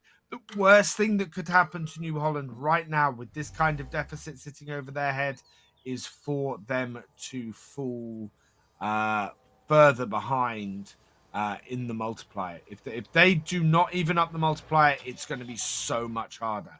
Speed up grabbed by Honeygang, and New Holland not doing anything at the moment. Looks like they are going to grab, speed up as well. That will help keep things even, but they still need to find some way of finding these extra points. Nothing disruptive regarding the grain. And now we'll just wait for the when they're gonna start when they will unload the rest of the stuff, and then when they will start pressing the bales. We can see first bale, by the way, coming for Hornet Gang, and I think there was a first bale for New Holland as well. So both teams are now doing the bales as they are also at the same time preparing to unload it. So they are looking to get that slight advantage to get a couple bales in with a higher multiplier. Signy's not gonna be getting stuck here, just doing the harvester slalom here between the buildings, and it's not gonna be easy. But anyways, the unloading starts for Hornet Gang. They have 2.2. They will stop it right there, and they are waiting for it. New Holland will start the unloading as well. And based on the amount of grain, if I'm not completely mistaken, I think that Hornet Gang might end up with that 2.1. So slight advantage with the multiplier once again. Not sure, but that's how it looked to me when I did have a look on the amounts at the same time. And there we can see Wooler now trying to deliver a couple of the bales with the multiplier, but it's going to be denied as New Holland did unload some, but it will still leave the 2.1 multiplier at least for the time being. So these bales are going to be delivered definitely earlier than what New Holland can deliver, but the multiplier is not going to be in favor of Hornet Gang, so they will get only 19 points per bale, but it's still bales delivered, and they do have that couple bale advantage, like Alex said earlier. And now we can see Hornet Gang also unloading it, and this will be the final batch from them, but it will not be the final batch from New Holland. They still have 14,000 in reserves, so in the end, this should be about 2.2 maybe for Hornet Gang, or 2.1. Yeah, 2.1. So it is a slight advantage. My math was once again correct earlier. And that's going to give them a slight advantage all the way to the remains of the game. But look at the situation with the bales. Somehow New Holland, they have been catching up with the bales. So they are actually leading by 6 bales. And the 6 bales is about exactly the same amount of points which they currently have gap on the points. So, I mean, we still have 5 minutes. We don't expect to have any grain. So now it comes just how fast they can do those bales and deliver them. And this could be those last second fights at the belt, because it seems that this is going to be getting very close. New Holland now need to do something I don't think we saw any team do last season. They need to produce and load more bales than Hornet Gang, and that is a very tall order. It's without anything. Well, the 4-minute mark could possibly have some disruption in it still. We'll see what it does. If it's bale points, New Holland absolutely need to pick that because that will help close the gap very, very much. If it isn't, if it's bale withering, that would be helpful, although it depends on where it is, whether it's worth going out there and getting it. If it's multiplier switch, that's not really of any help at all. Despite the small difference in the multiplier, they just don't have the bales there or in place. It is bale withering, and New Holland have grabbed it. 2 bales withered of Hornet Gangs actually is really useful to New Holland. That is a whole 40 points off. That's a whole 42 points off the field that Hornet Gang cannot score now. And that will help close this gap that New Holland have. We'll see. Yeah, I mean, the gap is about the same, still 5 bales. So I think there's something on the Hornet Gang side that they are doing more efficiently currently. But yeah, 3 minutes to go. There's plenty of time, and the time is in a way on the New Holland side, because they have definitely a reasonable time. Usually, I mean, we still see these last the last deliveries, not the last deliveries. But anyways, we'll see that teams are like more actively starting to deliver the bales like around the 3-minute mark. And now I would say that because of the blocking the ideal, I think that the focus has been turning to the bales earlier than usually. And now they are just trying to get that down. But 140 points of a difference. And I mean, Hornet Gang is looking good. New Holland, they definitely need to get a lot of bales here and deliver them at the same time, and that is what we can see happening here. They just need to get them nicely organized. The road's got to be dropping 2 there, and then gonna put the two from the Baylor right next to it on top of each other. So I think that's gonna be the case. But yeah, Hornet Gang is just showing those bales in currently. 2.5 minutes to go. There's gonna be another 63 points on the belt, so they'll be reaching more than 600 points, and the gap is well, it is. Sorry, more than 500 points. The gap is about 200 points, and the New Holland, if they really want to catch them up, I don't know if the amount of bales is going to be enough, to be honest, currently. But we'll still have 2 minutes to go, so we'll just have to wait for the last second. You can see the difference here with Wooler between the last game and this one. He's so much more efficient with his stacking and so much more precise when he's not under pressure, like he was the previous game. And it is a night and day difference. I don't think he dropped a single bale off the side of the belt there. In all of those he was doing, and this is what's keeping Hornet Gang ahead at the moment. He's relaxed, he's able to take his time doing it, and he's able to get them in the right place, and it just makes such a difference to how many bales they can get on that belt and how many points they can score. Unfortunately, when looking at the bale counts now, I think that to close the gap, they have to deliver at least 8 more bales, New Holland. And they don't have that amount of bales. Because of the lower multiplier, the 7 is not going to be enough, and they have about 3-4 more bales, pending from the moment when the bales are hitting in. So Hornet Gang is definitely currently on the saddle. And of course, the gap is now only 110 points, but still, that's got to be 6 bales at least needed to close that gap. And unfortunately, for the moment, I just don't see it happening. We have 30 seconds to go. Both teams having 8 bales, so most probably they cannot. Ooh, that is what you don't want to have happening. Can you? Oh, it went to the belt! It went to the belt! Oh my God! Oh, that is something. I don't know. That's pretty awesome. Oh, that is definitely awesome. So even if they don't get the points to win the game, they're definitely winning the hearts of the viewers with that flip. It actually went to the belt. Like, what's going on here? But there we can see Hornet Gang 800. They're going to win the series. They will claim the final game of the finals as well. But still, I think that is the single, maybe most perfect thing that I have seen happening, at least on this tournament, maybe the whole last season in total. Wow.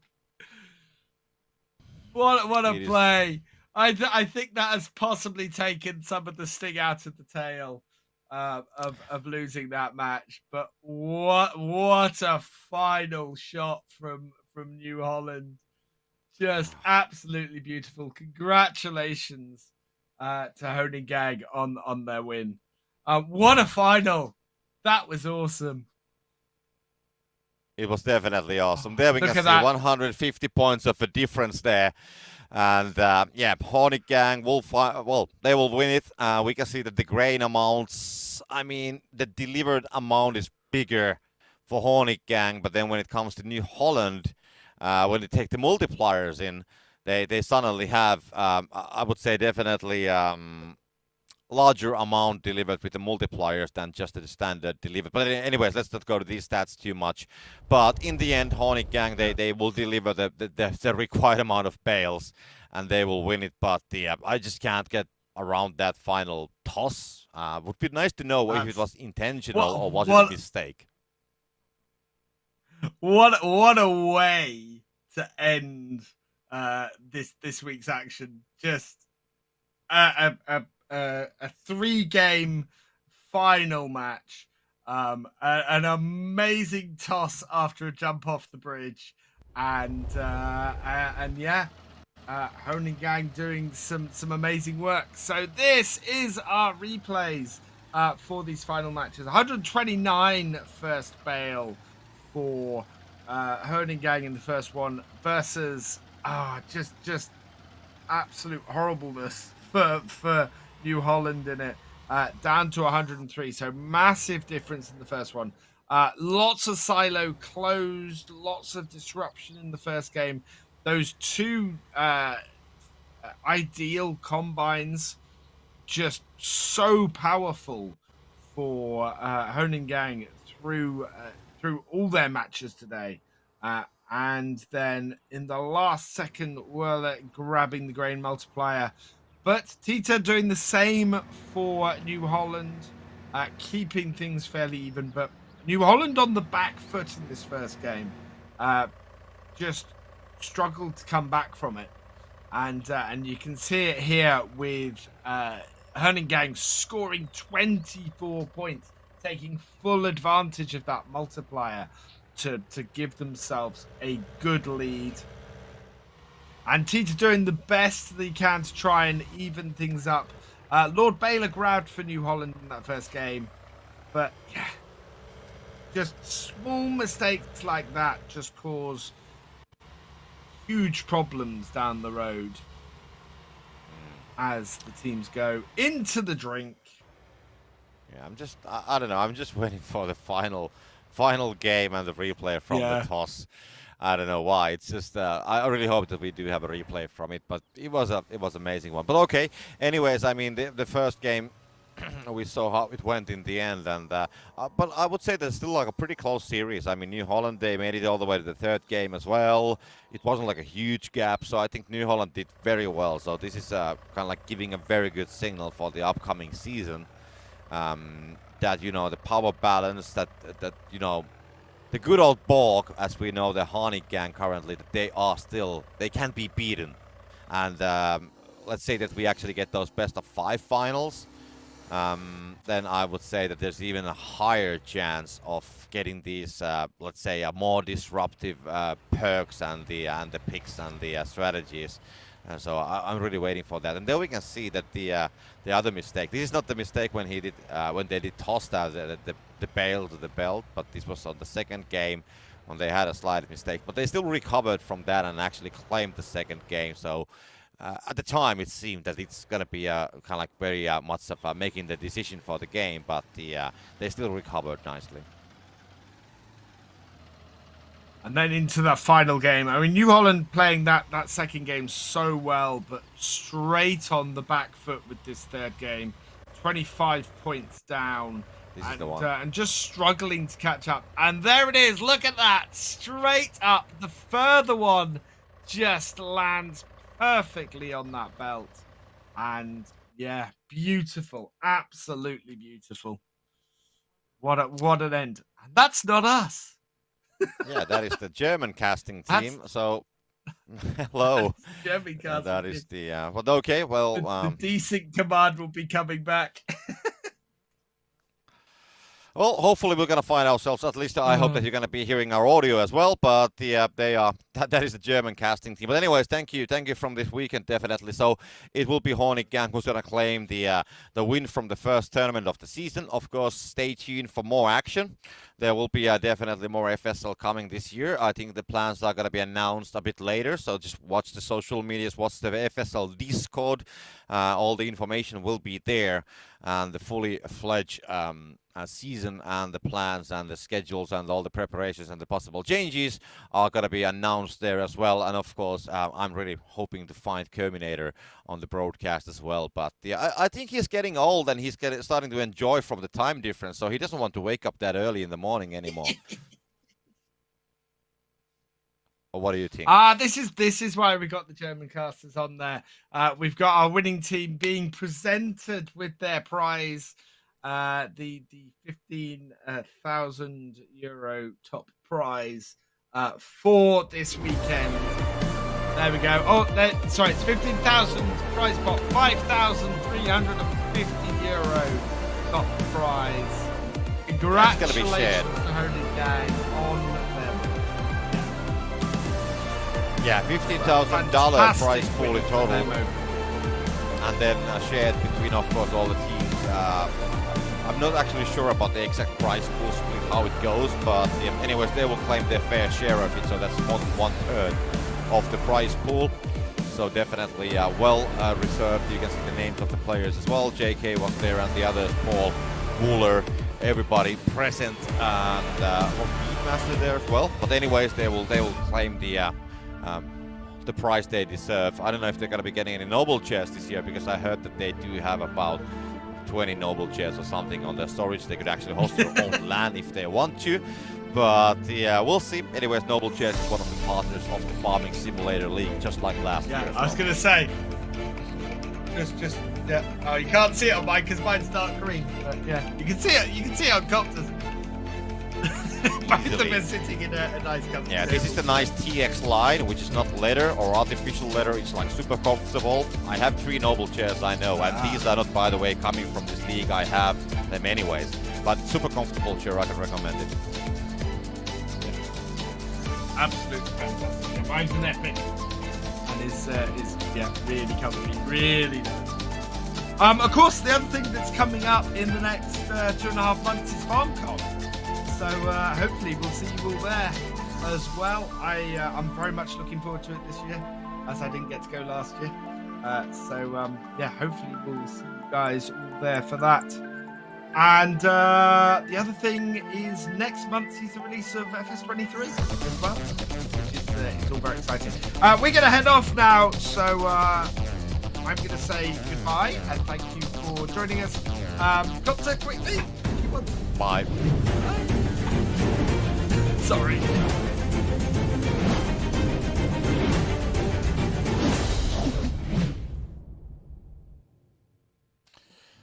Okay, we are done. Sorry, I didn't give you enough time there. Nah, it's fine. I do talk anyways too much, so it's completely fine. Don't worry about it.